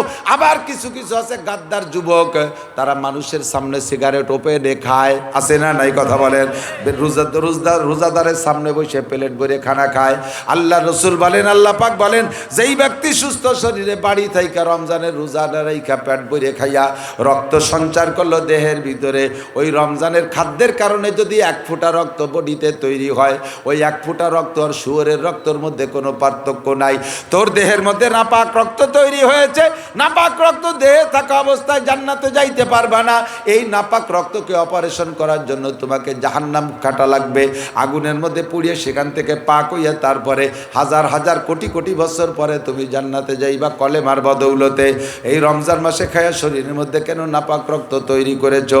ও দোস্ত, তাহলে বোঝা যায় রমজানের রোজা ছেড়ে দেওয়ার কোনো উপায় নাই।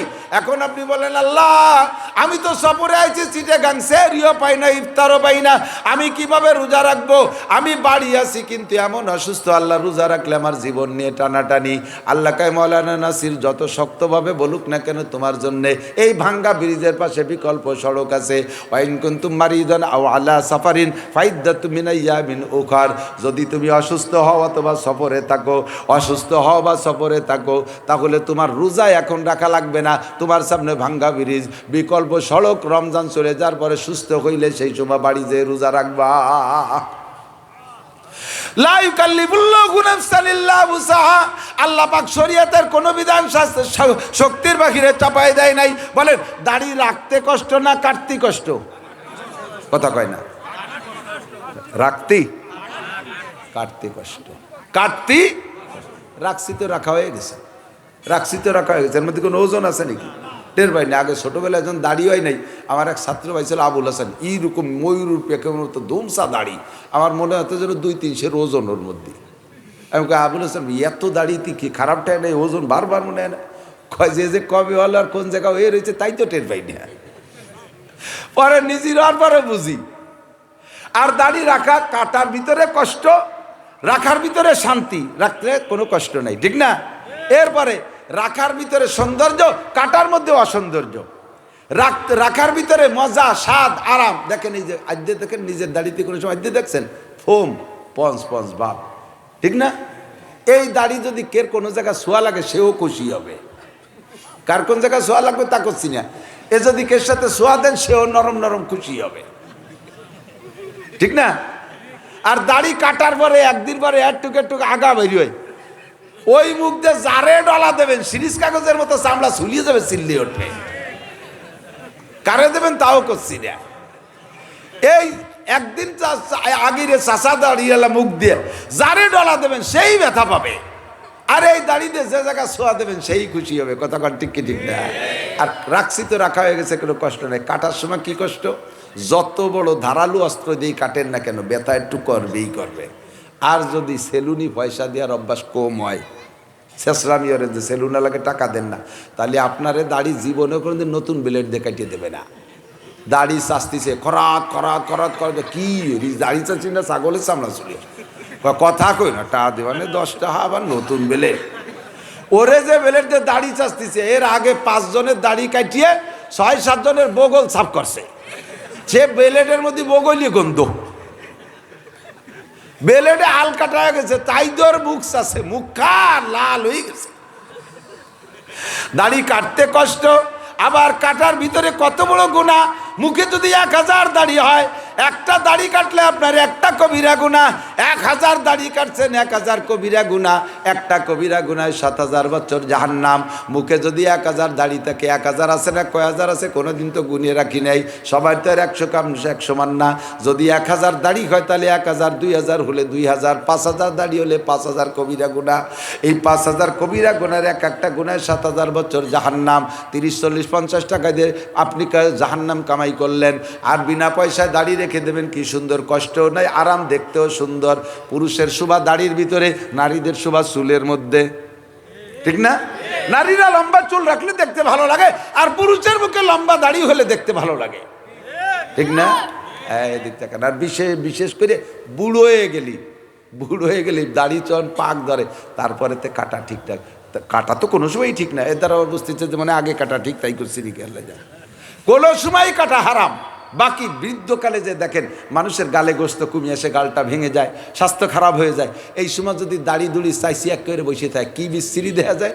আমার এক ছাত্র ছিল মফিজ, মোল্লারাট বাড়ি, উদয়পুর মাদ্রাসায় পড়ায়। ও এসে কয়, হুজুর আমাকে বাড়ি ওই সাতপাড় বলতল, গোপালগঞ্জের পূব এলাকা, হিন্দু এলাকা। ওই এলাকায় খুব কাঠমিস্ত্রি। তো ওই এলাকার দুটো যুবক ছেলে কাঠমিস্ত্রি হিন্দু, ওরা আমাকে বাড়ি কাঠের কাজ করে। তা আমার আব্বা নগদ হজেরতে আসছে, ওর বাপের চেহারাও সুন্দর, ফর্সা, লম্বা দাড়ি, মেহেদি লাগাইছে।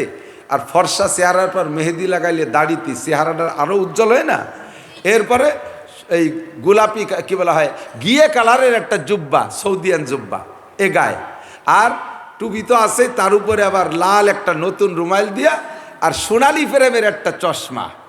সব মিলেইয়া এমন লাগতেছে ফজরের নামাজ পড়ে আমাদের বারান্দা, পশ্চিম পূর্ব পাশের বারান্দা, আলগা বারান্দা, আব্বা বারান্দায় লাল একটা মখমলের গায়ে যায় নামাজ বিছাইয়া একটা সুন্দর নতুন কোরআন শরীফ আনছে, সৌদি আরবেতে খুলিয়ে নিয়ে বসে পড়তেছে।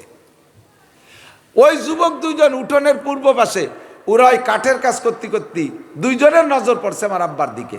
দুইজন কাঠমাট বাদ দিয়ে এক হাতে নিয়ান ধরা আর এক হাতে আতুর, এইভাবে দড়িয়ে বসে রয়েছে, আর ওই বুড়োর দিক চেয়ে রয়েছে। বাড়ি বুড়িয়ে দেয় না, মানে কাজ চলতেছে না। তো কয় যে আমি যে কয় কি হেরেছি, আতুর আর নিয়ান ধরে বসে যে কাজ তো করিস না, কোন দিক চেয়ে রয়েছিস? তোরা কয় যে দাদা কি কব, কলি গায়ে পড়ে, উপরে স্যাপ ফেলালি নিজের মুহি পড়ে, না কইও পারতেছি না। তোমার আব্বার চেহারায় আমাকে ওই দিক চোখ নেছে, তার চোখ ফিরেতে পারতেছে, কেমন লাগতেছে দিকে, তা তোর ভাষায় ব্যক্ত করতে পারি যে মানুষ বুড়ো হলে, মুসলমান বুড়ো হয় আর চেহারা বাড়ে, আর আমাকে গুলো যত বুড়ো হয় তত সুলাকুত্তর মতো দেখা যায়।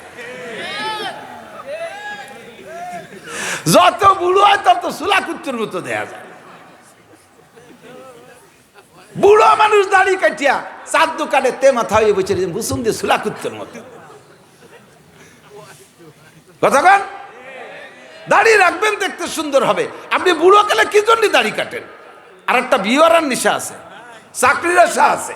আপনার ইয়াং কবে এক বুড়ো এরকম কাপড়া হয়ে গেছে, বুড়ো হইয়া সেলুনি দিয়ে যে দাড়ি দুড়ি চাইছে, মাথায় চুলি কালিমা হাসছে, কলপ করতেছে, 70-75 হবে বয়স। পরিচিত, আমি বললাম যে চাচা কি চুল তো পাই সব সাদা, তা কালিমা আছেন? কয়েকটা শ্বশুর বাড়ি যাবো। শ্বশুর বাড়ি যাতে ইয়াং হওয়া লাগবে। তুমি শ্বশুর বাড়ি যাবে কালিমা হাইয়ে ইয়াং হবা? তুমি 60 বছর আগে বিয়ে হচ্ছে, ওই এলাকার মানুষ জানে না। আর 60 বছর আগের জামাই 60 বছর পরে ইয়াং তাই না বুড়ো হয়, অমিটারা জানে। হ্যাঁ, খাফড়া হয়ে গেছো, কুকড়া হয়ে গেছো, এখন তুমি কালিমা হাও, দাঁড়িয়ে চাছো। আবার দাড়ি পুরুষের শুভা সৌন্দর্য, রাখলে নবীর সুন্নাত। 100 শহীদের সোয়াব, 100 শহীদের সোয়াব। দাড়িবিহীন মুসলমান পুরুষ, দাড়িবিহীন মুসলমান পুরুষ কিয়ামতে নবী পাকের কাছে সুপারিশ পাবা না। ও দোস্ত, নবী পাকের সুপারিশ ছাড়া একজন মানুষও জান্নাতে যাইতে পারবে না। দাড়িবিহীন মুসলমান পুরুষ নবী পাকের সুপারিশ পাইবা না, নবীর সুপারিশ ছাড়া জান্নাতে যাইতে পারবে না। কাজে আজকে থেকে প্রতিজ্ঞা করা উচিত, আমি আর জীবনে কোনোদিন দাড়িতে খুর লাগাবো না। বুড়ো হলে দাড়ি রাখবো, বুড়ো হবা কি হবে না তার মধ্যে গ্যারান্টি কি আছে? নবী পাক বলেন তামু তামুতুনা কামা তাহয়াউন ওয়া তুহশারুনা কামা তামুতুন। আরে তোমার জীবন যাপন হবে যেমন, মরণ হবে তোমার তেমন। আর মরণ হবে যেই চেহারায়, হাসরের মাঠে উঠবা তুমি সেই চেহারায়, হাসরের মাঠে উঠবা তুমি সেই চেহারায়, দাড়ি কাটা অবস্থায় উঠবা। কারুন, হামান, ফিরাউন, সাদ্দাদ, উবাই বিন কলব, আবু জাহেল, আবুল হাব, উতবা, সাইবা, ওয়ালিদ ইবনে মুগিরা, এই সমস্ত Netanyahu, Joe Biden, Donald Trump, এই সমস্ত কাফের মুশরিক ইহুদ নাসারাদের মতো তোমার চেহারা কানা, তুমি ওই নিয়ে জাহান্নামে যাইবা। মহিলারা যারা বব কাটিং, চুল কাটে না, পুরুষের মতো ভাব দেয়, এই মহিলাগুলো পুরুষদের মতো তারা ওই কাফের মুশরিকদের সাথে বেঈমান জাহান্নামে যাবে। স্বামীতে দাড়ি রাখে না, স্ত্রীতে দাড়ি রাখতে বলে, এরকম বহু পরিবার আছে। কিন্তু মহিলারা কেন যে কয় তা তো আপনি জানেন না। পুরুষের শোভা দাড়ির ভিতরে। মহিলাটা দিনদার কয়, স্বামীরে বলতেছে আপনি একটু দাড়ি রাখলে ভালো লাগে, দাড়ি রাখলে ভালো, বারবার জ্ঞানের আরে। আর মহিলা কয় যে দেখো, এই দাড়ি আমার ব্যাপার, দাড়িটা আমার ব্যক্তিগত পার্স, আমার ব্যক্তিত্বের উপরে আঘাত করবা না, আমার ব্যক্তিত্বের উপরে ব্যক্তিগত বিষয় নিয়ে কখনো নাক গালাবা না। যেমন স্বামীতে যদি বউরে এই করে ধমক দেয়, তার কে কথা তাই? উনি এই রাগটাক করে টেরে চলে গেছে অফিসে। মহিলা করছে কি, মাথায় সাবান নিয়ে, রিজারের টাই নিয়ে আয়নার সামনে যাইয়ে পুরো মাথা চাইছিয়ে সর্ষ তেল মাহায় নেড়া হইয়ে সাধু চাইতে বই চলেছে। বিকেলবেলা স্বামী অফিসিতে আইসে দেয় যে বাড়ি একটা আউর বসা, বউরে চিনতে একে কাজে, হ্যাঁ তা তো চিনবা না, এই তো আমি তো ডলির মাতো, তাতে মাথার কি অবস্থা? কয়টা ব্যক্তিগত জিনিস নিয়ে নাক গালাবা না। মাথা আমার ব্যক্তিগত জিনিস, চুল আমার, এ চুল তোমার, আমি কাটিয়ে নেড়া হয়ে থাকবো, ডেলি চাষবো একবার, ডেলি একবার চাষবো, মাথা পেটে চুলই বানাবো না। কয়েছে তবে আল্লাহ আস্তা ফিরলাম, জীবনে দাড়ি কাটবার, তুমি চুল কাটাকে।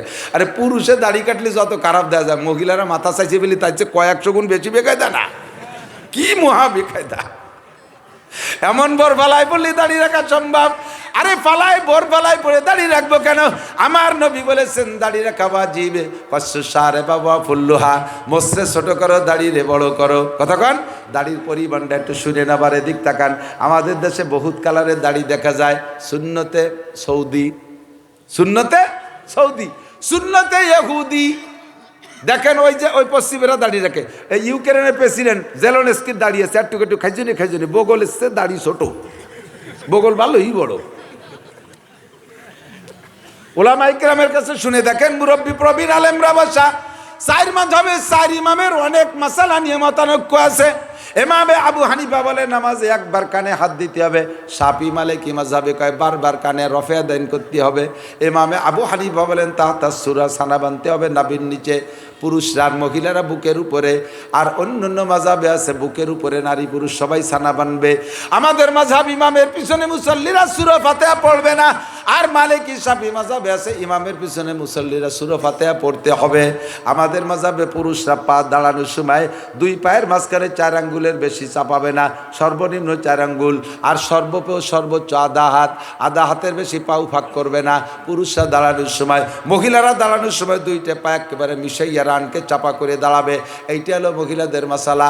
এইরকম পার্থক্য অনেক মাসালায় আছে, কিন্তু 4 মাযহাবের 4 ইমাম দাড়ির ব্যাপারে একমত। 1 মুঠের আগে দাড়ি কয় না। 1 মুঠের আগে যদি কেউ দাড়ি সাইটা কাইটে ফেলে, সাইসে ফেলানোর চাইতে ছাটা বড় গুনাহ, সাইসে ফেলানোর চাইতে ছাটা বড় গুনাহ। একেবারে পুরো শেভ করে ফেলবেন, তাতে যে লোকটা শেভ করে ওই লোকটা জীবনেও বলবে না যে শেভ করা সুন্নাত, বলবে? শেভ যে করে সে শেভ করার কবিরা গুনাহই জানে, কবিরা গুনাহ জানে। আর গুনারে যে গুনাহ মনে করে, একদিন তার তওবা করা সম্ভব হবে। গুনাহকে গুনাহ মনে করলে একদিন তার থেকে তওবা করতে পারবে। আর গুনারে যদি গুনাহ মনে না করে, তার থেকে সে কোনোদিনও তওবা করবে না। সে তো মনে করবে যে এটা গুনাহ না, একটুক দাড়ি যা সুন্নত না, তারে যে সুন্নত মনে করে ওই বেসুন্নতের থেকে সে জীবনেও তওবা করবে না। আর যা সুন্নত না তারে সুন্নত মনে করা, শরীয়তকে পরিবর্তন করা, ওই লোকটার ভাগ্যে কোনোদিন তওবা নসিব হবে না।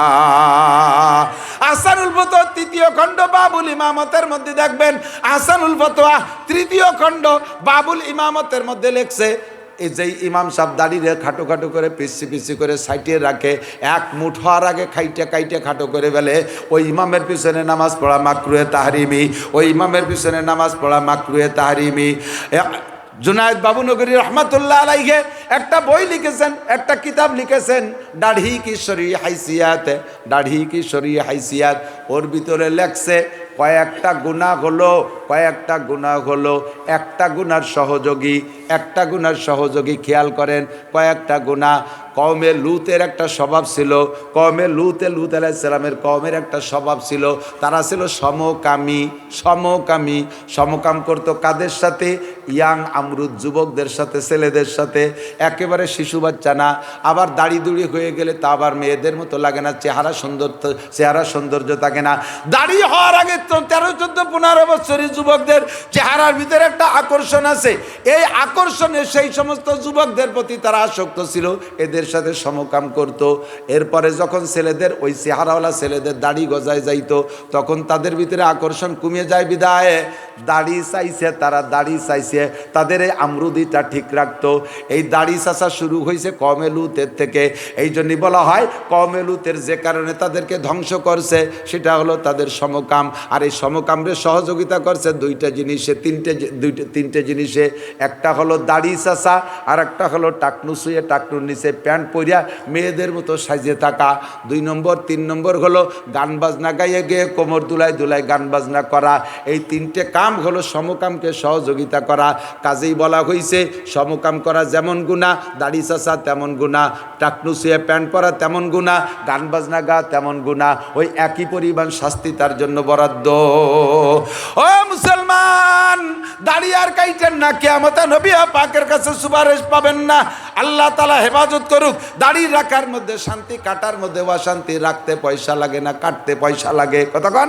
প্রত্যেকটা সুন্নতের যেদিকে তাকাবেন, বলতে গেলে রাত কেটে যাবে, 2-1টা না বললেও পারছি না। মেশক, দাঁত পরিষ্কার করার জন্য আপনারা বিরাস ব্যবহার করেন তো? 90% মানুষ বিরাস ব্যবহার করে, 90 ভাগ। 10% মানুষের কাছে মেশক আছে। এখনই মেশক খুঁজলে কয়জনের কাছে পাওয়া যাবে আল্লাহ জানে। হ্যাঁ, আছে। প্রত্যেক উলামায়ে কিরামের পকেটে মেশক থাকতে হবে, প্রত্যেক মুসলমানের পকেটে মেশক থাকতে হবে। অত বড় একটা মেশক পকেটের মধ্যে তুলি কি একটা আল্লাহ জ্বালা ঠায়, তো এত বড় একটা মোবাইল ডুইতো, তাতে আল্লাহ জ্বালা ঠায় না? একখান মেশাক রাখবা, তুমি যদি 12-14 খান মেশাক এক প্যাকেটের মধ্যে ভরে সিগারেট বানায় ডুই থুইছো। সিগারেট একটা মেশাকের মতো না। গোল্ড লিপ আরো বড় বড় মোটা মোটা সিগারেট দিয়ে প্যাকেট ভরে তুমি তোমার পকেটের মধ্যে রেখেছো। তোমার সিগারেটের প্যাকেটে পকেটে জায়গা পায়, তোমার মোবাইলে পকেটে জায়গা পায়। একটু টিস্যু পেপার একখান মেশকে কেন জায়গা পায় না? একটু টিস্যু পেপার একটা মেশকে কেন জায়গা পায় না? ভালো করে জেনে নেন। 1 কোটি টাকা দামের যদি কোনো মেশক হয়, আর 1 লাখ টাকা দামের যদি কোনো পেস্ট পাউডার হয়, এই কোটি টাকার বিরাজ দিয়া লাখ টাকার পেস্ট পাউডার দিয়ে জীবন ভরে দাঁত মাজলিও একটা নেকিও আপনি পাবেন না, একটা নেকিও আপনি পাবেন না। অথচ গাছের থেকে একটা ডাল কাইটে আইনা মেশকের সাইজ বানাইয়া সুন্নতি তরিকার ডান থেকে বাম দিকে একবার মেশক করলে আপনার দাঁত মাজাও হবে, আপনার মেশক সুন্নত হবে। আর সুন্নতের নিয়ত করে আমল করলে 100 শহীদের সওয়াব পাইবে। নারী আর পুরুষ সবাই বিরাজ করেন, আমি বিরাজের থেকে ঠেকাই না। আপনার দাঁতের স্বাস্থ্যের জন্য বিরাজ লাগে, আপনি বিরাজ ব্যবহার করেন, কিন্তু দৈনন্দিন 5 ওয়াক্ত নামাজে মেশকের আমলটা শুরু করে দেন। নবী পাক বলেন, যেই লোকটা মেশক করে ওযু বানাইয়া নামাজ পড়লো, 1 ওয়াক্ত নামাজের বিনিময়ে তাকে 70 ওয়াক্ত নামাজ দেয়া হবে। 1 ওয়াক্ত ফজর পড়বেন, 70 ওয়াক্ত ফজরের নেকি। 1 ওয়াক্ত যোহর পড়বেন, 70 ওয়াক্ত যোহরের নেকি। 1 ওয়াক্ত আসর পড়বেন, 70 ওয়াক্ত আসরের নেকি পাইবেন। আপনি দেখেন বিনা পয়সায় কত নেকি পাচ্ছেন। পাশাপাশি হুজুর বলেন, যেই লোকটা রেগুলার যেই লোকটা রেগুলার মেশক করে ওযু বানায় নামাজ পড়বে, ওই লোকটার মরণের সময়, খেয়াল করে না, ওই লোকটার মরণের সময় কলেমা নসিব হবেই হবে। বলবেন না সুবহানাল্লাহ? আর মরণের সময় কলেমা নসিব হইলে লাভ কি? হুজুর বলেন, মান কানা আখিরু কালামিহি লা ইলাহা ইল্লাল্লাহ লা ইলাহা ইল্লাল্লাহ ফাদাখালাল জান্নাহ। যেই লোকটার জীবনের শেষ কলেমা হবে লা ইলাহা ইল্লাল্লাহ, ওই লোকটা যেন জান্নাতে চলিয়াই গেল। মরার যে দেরি, জান্নাতে যাইতে তার দেরি নাই। শর্ত হলো পুরো লা ইলাহা ইল্লাল্লাহ। একটু জিকির শিখে দিয়ে দিকে আসেন। কলেমা হইতে হবে লা ইলাহা ইল্লাল্লাহ। আমরা বক্তারা স্টেজে আপনাদের সাথে যখন কলেমার মশক করি, কলেমারে 2 ভাগ করে নেই। বক্তারা কয় লা ইলাহা, শ্রোতারা ইল্লাল্লাহতে শুরু করে, শ্রোতারা লা ইলাহা কয় না, আবার বক্তাও ইল্লাল্লাহ কয় না। আজও শুনলাম, আমি ভাবছি যে আব্দুল সামাদ সাহেবরে বলি দেবো, এটা উনার মূর্খতা না, উনার অজানাতা না, বেখিয়ালে এরকম করে ফেলতেছে। 90% বক্তাই ভুল করে, স্টেজে জিকির করে লা ইলাহা, উনি লা ইলাহা কয়ে থামিয়ে যায়, শ্রোতারা ইল্লাল্লাহ কয়। খেয়াল করেন, খেয়াল করেন, আরো ভালো করে খেয়াল করেন। আলেম ওলামা যারা ভবিষ্যতে বক্তা বা ছাত্ররা খেয়াল করো, লা ইলাহা মানে কোন ইলাহ নাই, কোন মাবুদ নাই, মানে আল্লাহ নাই, কোন মাবুদ নাই মানে কি আল্লাহ নাই। যখন বলবেন ইল্লাল্লাহ, তখন 33 কোটি দেবদেবী বাদ যাবে, থাকবে শুধু আল্লাহ। ইল্লাল্লাহ হলো কলেমার আসল অংশ, কতক্ষণ। তো বক্তা কি কইছে, লা ইলাহা কয়ে থামিয়ে গেছে, উনি ফাঁকে চা খাচ্ছে, আর শ্রোতারা ইল্লাল্লাহ কয়। উনি ইল্লাল্লাহ বলার আগে যদি চা খাইতে যেয়ে মরিয়ে যায়, তাহলে বিনা হিসাবে জাহান্নামী, কারণ মরার সময় উনি আল্লাহকে অস্বীকার করে মরছে। চিন্তা করছেন? আমি আলেমদের না জানা জাহালাত আর মূর্খতার কথা বলছি না, এটা বেখিয়ালে এরকম অন্যায় করে যাচ্ছি। যেমন আলেম উলামা আজকেও কোন যেন মাগরিবই তো হবে মনে হয়, মাগরিবের নামাজ পড়ছি যেই মসজিদে নড়াই, কিরাত সুন্দর, মনে হলো যেন ছেলেটা জানে ভালো আলেমই হবে। কিরাত পড়ছে, আবার গার মধ্যে গীত গীত করতেছে। কিরাত পড়ছে, প্রথম রেখাতে পড়ছে আড়াইতাল্লাজি, শেষের রেখাতে পড়ছে সূরা নাস। বলবে যে নামাজ হয়নি?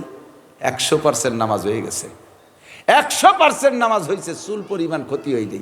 কিন্তু কিরাতের একটা তরতিব আছে, ওলামাই কিরাম খেয়াল করবেন। এসে গেছে যখন কইয়ে যাই, সব দিন সব কথা আসে না, বলবো কিরাতের একটা তরতিব আছে।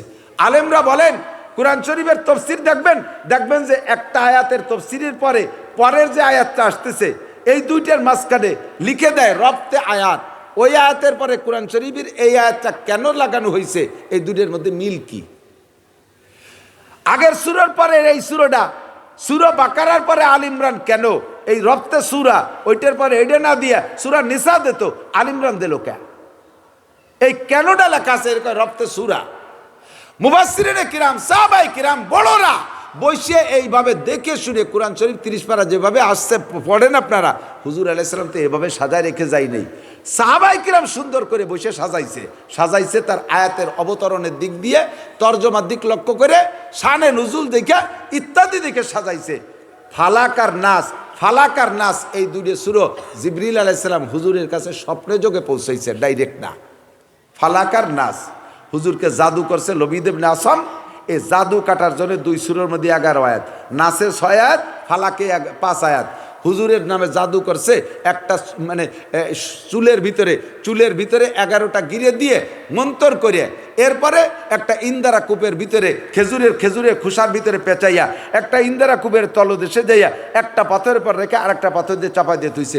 30 দিনের ভিতরে হুজুর পিরায় মরে বাপ পাগল হয়ে গেছে, হুজুরের হুশ নাই। ওই অবস্থায় হুজুর অজ্ঞান হয়ে বেহুশ হয়ে ঘুমাই রয়েছে। ঘুমের মধ্যে জিবরাইল এসে কয়, হুজুর লবিদ ইবনে আসম আপনাকে জাদু করছে, অমুক কূপের ভিতরে যে দেখেন 11টা গিরে দিয়ে এভাবে তাবিজ করা আছে, একটা সাহাবাদের ডুবইয়া ওই পাথরটা সহ উঠে নিয়ে আসেন, আর ওই গিরে 11টা খুলবেন আর 11টা আয়াত পড়বেন, তাহলে আপনার জাদু কেটে যাবে। ডুবই যে দেয় যে সত্যি তাই, উঠে নিয়ে 11 গিরে খুলতে 11টা আয়াত পড়ছে। এর জন্য তফসিরের ভিতরে লেখে, জাদু টুনা, মানুষের জাদু, জিনের জাদু, সমস্ত জাদুকে ধ্বংস করার জন্য ফালাক আর নাসের চাইতে বড় কোনো তদবির নেই। এই ফালাক আর নাস এক জায়গা নাজিল হয়েছে, একই রাত্রে নাজিল হয়েছে, একই স্বপ্নে পাইছে হুজুর। তাহলে প্রথম রেখাতে ফালাক পড়লে দ্বিতীয় রেখাতে নাস, দ্বিতীয় রেখাতে নাস পড়তে হলে প্রথম রেখাতে ফালাক বলেন। অনেকে বলে যে ফালাক আর নাস 2 সূরা মিলে 1 সূরা, সে জায়গা প্রথম রেখাতে পড়লো আড়াইতাল্লাজি, শেষের রেখাতে পড়লো নাস, মাঝখানে ফালাক আর নাসের যে সম্পর্ক, এটা তো আমি বুঝতেছি। আমার মনের মধ্যে এত খারাপ লাগতেছে যে কেন এভাবে বাংটা করে ফেললো। দুটোরে এক জায়গা পড়লে দুটো মিলে একটা বিষয়ের আলোচনা কমপ্লিট হয়। আমি কি মনে হয় ভারী অপ্রয়োজনীয় কিছু কই ফেলতেছি নাকি তা আল্লাহ জানে। আপনাকে মনে হয় প্রয়োজন না এগুলো, তা কি না কিতা আমি তো বুঝতেছি না। প্রথম রেখাতে পড়ছে ওয়াইলুল্লি, দ্বিতীয় রেখাতে পড়ছে আলাম তারা। শুনেই আমার পরাণ কাঁপতেছে। নামাজ তো হয়ে গেছে, একটু আর চুল পরিমাণ ক্ষতি হয়নি, মানে জাররা পরিমাণও ক্ষতি হয়নি, কিন্তু যারা তর্জমা বোঝে তাদের মধ্যে এটা খারাপ লাগে। এদিক তাকান, আলাম তারা সূরার তর্জমা কি? আলাম তারা কাইফা ফাআলা রাব্বুকা বিআসহাবিল ফিল। হে নবী, আপনি কি দেখেন নাই হস্তি বাহিনীর সাথে আমি কি আচরণ করেছি? আলাম তারা কাইফা ফাআলা রাব্বুকা বিআসহাবিল ফিল আলাম ইয়াজাল কাইদাহুম ফি তাদলিল। তারা যে পরিকল্পনা নিয়ে আসছে সব আমি ধুলায় মিশিয়ে দিয়েছি। আব্রাহা বাচ্চা কাবা ভাঙ্গার জন্য আসছিল হাতি বাহিনী নিয়ে, আমি তাদেরকে ধুলায় মিশিয়ে দিয়েছি। আলাম নাজাল কাইদাহুম ফি তাদলিল ওয়া আরসালা আলাইহিম তায়রান আবাবিল। তাদের ধ্বংস করার সিস্টেমটা ছিল উড়ন্ত পাখির পা মুখের ভিতরে আর পায়ের ভিতরে আল্লাহ তিনটে করে বোমা দিয়ে দেশে, সরিষার মতো বোমা। এই বোমায় অ্যাটমিক শক্তি, এই বোমা মারি হাতিগুলোকে আর তার বাহিনীকে ধ্বংস করে দেশে। ফাজা আলাহুম কাসবিম মাকুল। খাওয়া ধান ফসল গরুতে পাড়ায় পাড়ায় খাইয়ে যেমন মাটিতে মিশিয়ে দেয়, এরকম যেমন হয়ে যাও ওই রকম করে দিছি। এই ঘটনাটা কেন ঘটালাম? এই হাতি বাহিনী, সে সময় কিন্তু নবী দুনিয়ায় আসে নাই, সে সময় মুসলমান নাই দুনিয়ায়। কাবাগরের চাবির জিম্মাদারি ছিল কুরাইশ বংশের কাছে। কাদের কাছে? হুজুরের চাচা খাজা আব্দুল মুত্তালেবের কাছে কাবার জিম্মাদারি ছিল। এই আব্দুল মুত্তালেব আল্লাহর কাছে কইছে, আব্দুল মুত্তালেব মুশরিক, সে মূর্তি পূজারি ছিল, তবে তার আল্লাহ বিশ্বাসী ছিল। কাবাগরের কারণে আল্লাহর কাছে সফর্দ করছে, রব্বুল আলামিন তোমার ঘর তুমি হেফাজত করো, তোমার ঘর তুমি হেফাজত করো। একজন মুসলমানরা ছিল না দুনিয়ায়, নবীও তখনও নবুয়তি পেয়ে আসেন নাই। এই সময় হস্তি বাহিনীকে ধ্বংস করে দিয়েছে আল্লাহ। কেন? লি ইলাফি কুরাইশ, লি ইলাফি কুরাইশদেরকে খুশি করার জন্য। ওই সময় তো নবীও নাই, মুসলমানও নাই। আমি এই ঘটনাটা ঘটালাম কেন? কুরাইশদেরকে খুশি করার জন্য। তাহলে বোঝেন, আলাম তারা সূরার পরে তাহলে কোন সূরা সেট হয়? লিলাফি কুরাইশ। তর্জমায় মিল। এই আলাম তারা ঘটনাটা ঘটাইলাম আমি কুরাইশদেরকে খুশি করার জন্য। যদি কেউ প্রথম রেখাতে আলাম তারা পড়ে, এরপরে যদি কুরাইশ সূরা লিলাফি না পড়ে, মনে হয় যেন বাংটা হয়ে গেল। তর্জমার যে মিল আছে সেই মিল নষ্ট হয়ে গেছে। খানিক দূর যে আর এক সূরা পড়লে নামাজ হয়ে যাবে, কিন্তু তর্জমার দিক দিয়ে খাটো থেকে যায়, ব্যতিক্রম থেকে যায়, এই জন্যে খারাপ লাগে। আমরা যারা তর্জমা না বুঝি, কোরআন শরীফে যেভাবে সিরিয়াল দেওয়া আছে ওই সিরিয়াল অনুযায়ী পড়বেন, সিরিয়াল। তবে যারা বোঝেন তারা একটু, এবার প্রথম রেখাতে যদি ওয়াইলুল্লি পড়েন, পরের রেখাতে যদি আলাম তারা পড়েন, তাহলে আলাম তারার সাথে যে লিলাফির সম্পর্ক আছে সে লিলাফি তো পড়া হলো না। আর ফরজ নামাজে এক রেখাতে 2 সূরা পড়া মাকরু, এক রেখাতে 1 সূরা পড়বেন বা ছোট আয়াত যেটুকু জানেন সেটুকু পড়বেন। এক রেখাতে 2 সূরা পড়বেন না। তাহলে প্রথম রেখাতে ওয়াইলুল্লি পড়লে, দ্বিতীয় রেখাতে পাশে আলাম তারা পড়লি দোষ কি? নামাজ 100 ভাগ হয়ে যাবে, কিন্তু তর্জমাগত দিক দিয়ে যে একটা কম থেকে যায়, এইটা পুরোনোর জন্য আর একটা সূরা আর এক জায়গা আছে, সেইটা পড়লে মিলে যায়। বলবো ওয়াইলুল্লি কুল্লি হুমাজাতিল লুমাজা। যারা আত্ম অহংকার করে, বংশ মর্যাদা নিয়ে যারা অহমিকা করে, তাদের জন্য ধ্বংস। ওয়াইল মানে ধ্বংস। তাহলে এই সূরার ভিতরে ওয়াইল মানে ধ্বংস, জাহান্নাম, ওয়াইলের আলোচনা আছে। আর একটা সূরার মধ্যে ওয়াইলের আলোচনা আছে। আলাম তারা লিলাফির পরে যে দেখবেন, আরাইতাল্লাযী ইউকাযযিবু বিদ্দিন ফাযালিকাল্লাযী ইয়াদুল ইয়াতীম ওয়ালা ইয়াহুদ্দু আলা তাআমিল মিসকিন। তারপরে ফাওয়াইলুল লিল মুসাল্লিন, এ জায়গা ওয়াইল আছে। ওই সূরার মধ্যে ওয়াইল আছে, এই সূরার মধ্যে ওয়াইল আছে, ওয়াইলে মিল আছে। তাই 2 রেখাতে 2 সূরা পড়ি। ওয়াদ-দুহা ওয়াল-লাইলি ইযা সাজা মা ওয়াদ্দাকা রাব্বুকা ওয়া মা ক্বালা। এই সূরার ভিতরে নবী পাককে সম্বোধন করে আল্লাহ পাক বলতেছেন, ওয়াদ-দুহা ওয়াল-লাইলি ইযা সাজা মা ওয়াদ্দাকা। মা ওয়াদ্দাকা মানে হে নবী, ছেড়ে দেয় নাই তোমারে তোমার রব। মা ওয়াদ্দাকা রাব্বুকা ওয়া মা ক্বালা ওয়ালাল আখিরাতু খায়রুল লাকা মিনাল উলাই। কা মানে তুমি। হুজুরকে সম্বোধন করে আল্লাহ অনেক কথা বলেছেন। এর পরের রেখাতে আলাম নাশরাহ লাকা পড়বেন, ওর মধ্যে নবী পাককে সম্বোধন করে কথা আছে। আলাম নাশরাহ লাকা সাদরাক, আমি কি আপনার সিনে খুলে দেই নেই? ওয়াদানা আনকা বিজরাক, আমি কি আপনার মাথা থেকে বোঝা সরাই দেই নেই? যেমন অদ্দোহার মধ্যে টার্গেট করে করে নবীকে বলেছেন, আলাম নাশরাহ লাকার মধ্যে পড়েছে।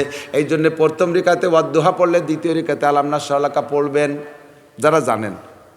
কষ্ট হচ্ছে রে মনে? এবার প্রথম রেখাতে ওয়াত্তিনি পড়ছেন, ওয়াত্তিনি ওয়াযাইতুনি ওয়া তুরি সিনিনা ওয়া হাযাল বালাদিল আমিন লাকাদ খালাক। না মনে হয় 7 পাচ্ছেন, আমি তো টের পাচ্ছি না কি দেখি হচ্ছে তা আল্লাহ জানে। এই ঝামেলা আছে যে কত, আমি তো কয়ে তাই আইসে গেছে যে কই, কষ্ট নিয়েন না।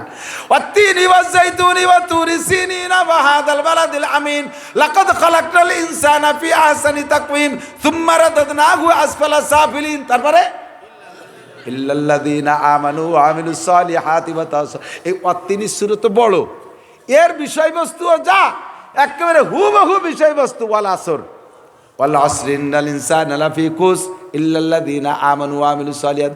আল্লাহ কয় মানুষে অত্তিনি সূরা তরজমা, আল্লাহ কয় মানুষে বানাইছে আমি সবচেয়ে সুন্দর করে। আগে 5টা কসম খাইছে, আমি এই 3-এর কসম খাই, যা তারপরে জাইতুনের কসম খাই, তারপরে তুর পাহাড়ের কসম খাই, মক্কা শহরের কসম খেয়ে বললাম আমি সবচেয়ে সুন্দর করে বানাইছি মানুষকে। ইল্লাল্লাযীনা আমানু কি বলা হয়, সুম্মা রাদাদনাহু আসফালা সাফিলিন, এই মানুষকে আবার সবচেয়ে নিকৃষ্টতায় পৌঁছাইয়া দেব।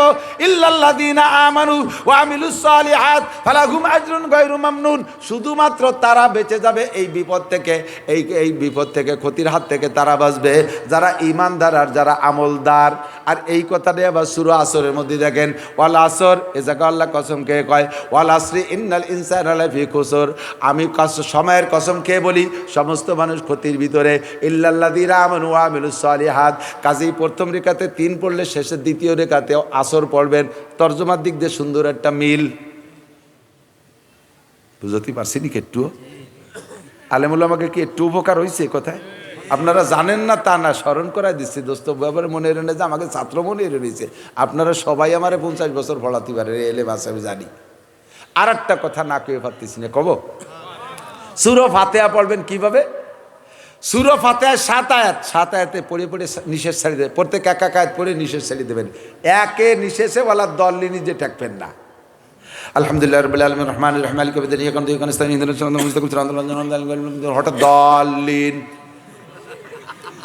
বলা দলিন না, হঠাৎ দলিন কইছে তা টেরি। বিশেষ করে রমজান মাসে তারাবি কয় 20 রিকাত পড়তে হুজুর 15 মিনিটের মধ্যে মারিয়ে দেবেন। কি পড়লেন ও আমাকে শোনার দরকার নেই, বুঝিয়ে বেড়াবেন আপনি আল্লাহর কাছে। হ্যাঁ সাবধান, ইমাম সাহেবরা মুসল্লির পালাই পড়ে তুমি বোঝা ঘাড়ে নিবা না। ইমাম সাহেবরা মুসল্লিকে পালাই পড়ে বোঝা ঘাড়ে নিবা না। যত নামাজ নষ্ট হয়েছে সমস্ত নামাজ মুসল্লিদেরকে বুঝিয়ে দিতে, তারা বলবে আল্লাহ রমজান পরে 30,000 টাকা দিচ্ছে, ওই সুরাই পয়সা খাইয়ে আমাকে এই মাইটটা কেন দিয়ে গেছে। নামাজ চাই আদায় করে নেবে, কিন্তু সাবধান। সূরা ফাতিহা পড়বেন, সূরা ফাতিহা বড় কত চমৎকার। আল্লাহর কাছে দোয়া করেন, 7 আয়াতের মধ্যে 7টা দোয়া, আর প্রত্যেকটা দোয়া আল্লাহ কবুল করে করে জবাব দেয়। আপনি পড়বেন আলহামদুলিল্লাহি রাব্বিল আলামিন, তরজমা তো জানেন না, বলি আলহামদুলিল্লাহি রাব্বিল আলামিন, সমস্ত প্রশংসা আল্লাহর জন্য যিনি সারা জগতের প্রতিপালক। একথা সত্যি না মিথ্যা? বলার সাথে সাথে আল্লাহ কি কয় জানেন? আপনি পড়ে ছেড়ে দেওয়ার পরে আল্লাহ বলেন হামিদানি আব্দি, ওহ চমৎকার, আমার বান্দা আমার উপযুক্ত প্রশংসা করেছে। আপনি বললে আল্লাহ এই কথাটা বলে। আর রহমানির রহিম, আমি বলছি আর রহমান তুমি বড় পরম দয়াবান, আর রহিম পরম মেহেরবান। বলার পরে আল্লাহ খুশি হয়ে কয় আতনা লাইয়া আব্দি, আমার যেমন প্রশংসা করার দরকার আমার বন্ধু তা করেছে। আপনি বলার পরে আল্লাহ এই কথাটা কয় মালিক ইয়াউমিদ্দিন, বলার পরে কি বলছেন? মালিক ইয়াউমিদ্দিন, বিচার দিনের মালিক তুমি আল্লাহ। কতক্ষণ বলার পরে আল্লাহ পাক বলে সাদাকা আব্দি, বান্দা ঠিকই বলেছিস, ওদিন তোকে ডক্টর ইউনুস রে কোনো কাজে লাগবে না, তোদের হাইকোর্টের বিচারপতির কোনো বার্তা থাকবে না, বিচার দিনের মালিক আমি আল্লাহ, মালিক ইয়াউমিদ্দিন। বলার পরে আল্লাহ পাক রব্বুল আলামিন আবু পাক জবাব দেয় সাদাকা আব্দি, আমার বান্দা সত্য কথা বলেছে। এরপরে 4 নম্বর আয়াত, ইয়াকা নাবুদু ওয়া ইয়াকা নাস্তাঈন, আল্লাহ তোমারই ইবাদত করি অর্ধেক, ওয়া ইয়াকা নাস্তাঈন, তোমার কাছে সাহায্য চাই। এই আয়াতটার ভিতরে 2 দিক, অর্ধেক হলো আল্লাহর আর অর্ধেক বান্দার। আল্লাহর ইবাদত করি বললাম, আর আমি সাহায্য চাই টুক আমার। বলার পরে আল্লাহ জব দেয় কি করে শুনে নাজিব হবেন। আল্লাহ কয় হাজা বাইনি ওয়া বাইনা আব্দি, এই আয়াতটা আমার আর আমার বান্দার মধ্যে 2 ভাগে ভাগ হয়ে গেছে। ওয়ালি আব্দি মা সাআলা, আমার টুক আমি পাইছি, আমার বান্দা যা চাইলো তারে আমি এক্ষুনি দিয়ে দিলাম। ওয়ালি আব্দি মা সাআলা, আল্লাহ তোমার কাছে ইয়াকা নাবুদু ওয়া ইয়াকা নাস্তাঈন, সাহায্য চাই, সাহায্য চাই। এটা হলো সাধারণ চাঁদ, সাহায্য কোনো নাম কই নেই। এরপরে বললাম যে আল্লাহ সাহায্য তো সাধারণ সাহায্য সবই দিচ্ছ, আমার একটা সাহায্য আমি বলবো, আমার একটু মনে কইতেছে কব। বাংলাদেশে আমরা দেশে তো দুনিয়ার মত আর পথের অভাব নাই, কত ভ্যারাইটি দল, কতক্ষণ আওয়ামী লীগ, বিএনপি, জামাত, জাতীয় পার্টি, আটরশি, চন্দ্রপাড়া, মানিকগঞ্জ, সুরেশ্বর, বজেশ্বর, ইনায়তপুর, বাহাদুরপুর, শরীয়তপুর, মাদারীপুর, ফরিদপুর, তবলিগ, সরমুনাই, এতাহাতি, ওয়াজাহাতি, হেজবুত তাওহীদ, কাদিয়ানি, এই যে কত দল, এ যে দলই মাইক ধরে সেই দলটাই সঠিক মনে হয়। আমি তো বুঝে উঠতে পারতেছি না যে কোন দল সঠিক। কাজে ইহদিনাস সিরাতাল মুস্তাকিম, আমারে সঠিক পথ যেটা সেইটা দেখায় দাও। বলার সাথে সাথে কয় ওয়ালি আব্দি মাসালা, ঠিক আছে বান্দা, তোরে সঠিক পথ দেখানোর দায়িত্ব আমি নিলাম। আল্লাহ জবাব দিয়ে দেয়। এরপরে বললাম, আল্লাহ সঠিক পথের ব্যাপারে আমার একটু দাবি আছে, আমি বলবো? আরে আপনার কাছে কইছি নাকি? আল্লাহ রে করছি আর কি। আল্লাহ একটা পথ আমার পছন্দ হয়, বলবো? আল্লাহ কয় বলো কোন পথ? কয় সিরাতাল্লাযীনা আনআমতা আলাইহিম, যেই রাস্তায় চলার কারণে এক দলকে তুমি পুরস্কার দিয়েছো, নবী রাসূলদেরকে পুরস্কার দিয়েছো, সাহাবা ইকরামদেরকে পুরস্কৃত করেছো, ওই রাস্তাটা আমার পছন্দ হয়, ওই রাস্তায় চালাও। তবে আল্লাহর একটা রাস্তার কথা তোমারে বলে দেই, ওই রাস্তায় যেন আমি ভুলিও না যাই, আমারে তুমি হাত ধরে টাকায় রাখবা। গায়রিল মাগদুবি আলাইহিম ওয়ালাদ-দাল্লিন, পথভ্রষ্ট গুমরা, যারা পথভ্রষ্ট গুমরা, ইহুদা আর নাসারা, এই দুই দলের রাস্তায় আমারে চালাবা না। এই বলার পরে কয় ওয়ালি আব্দি মাসাআলা, তুমি যা চাইছো দিলাম। বলার পরে আপনি যখন বলবেন আমিন, আল্লাহ কবুল করো, আপনার সাথে ফেরেশতারা আছে, তারাও কয় আমিন, সঙ্গে সঙ্গে আল্লাহ পাক কবুল করে নেয়। এবার আমি যা বুঝাইতে চাইছি সেটা হলো, প্রত্যেক এক একটা আয়াতের পরে আল্লাহ একটা জবাব দিয়েছে, দেখছে না? আল্লাহ একটা জবাব, এক নিঃশেষে যদি সব কয় আয়াত পড়ি ফেলেন, আল্লাহ তো ফাঁকে জব দিয়ে সুযোগই পাচ্ছে না। তুই যে চালি তা আমি দেবো, তো দেবো কাটে, তুই তো ফাঁকি দিলি না। জোরেও যদি পড়েন বা আস্তেও যদি পড়েন, সূরা ফাতিহা আজকে থেকে নিঃশ্বাস ছেড়ে ছেড়ে এক এক আয়াত করে পড়বো। আল্লাহ পাকের কবুলিয়াত আমি সূরা ফাতিহার মধ্যে নেব, রাজি আছি ইনশাআল্লাহ। আল্লাহ কবুল করুক, বলেন আমিন। আলিফ লাম মিম পড়ছি, যা তা একটু না কইলে আবার একদল কবে যে কওমি হুজুররা শুধু আয়াত পড়ে, সৌজন্যমূলক তর্জমা পারে না। পারি না পারি, আমার সামনে ক্লাসে আসিস, আমি ওয়াজ আলো এখানে ইচ্ছে করে কিছুই বলি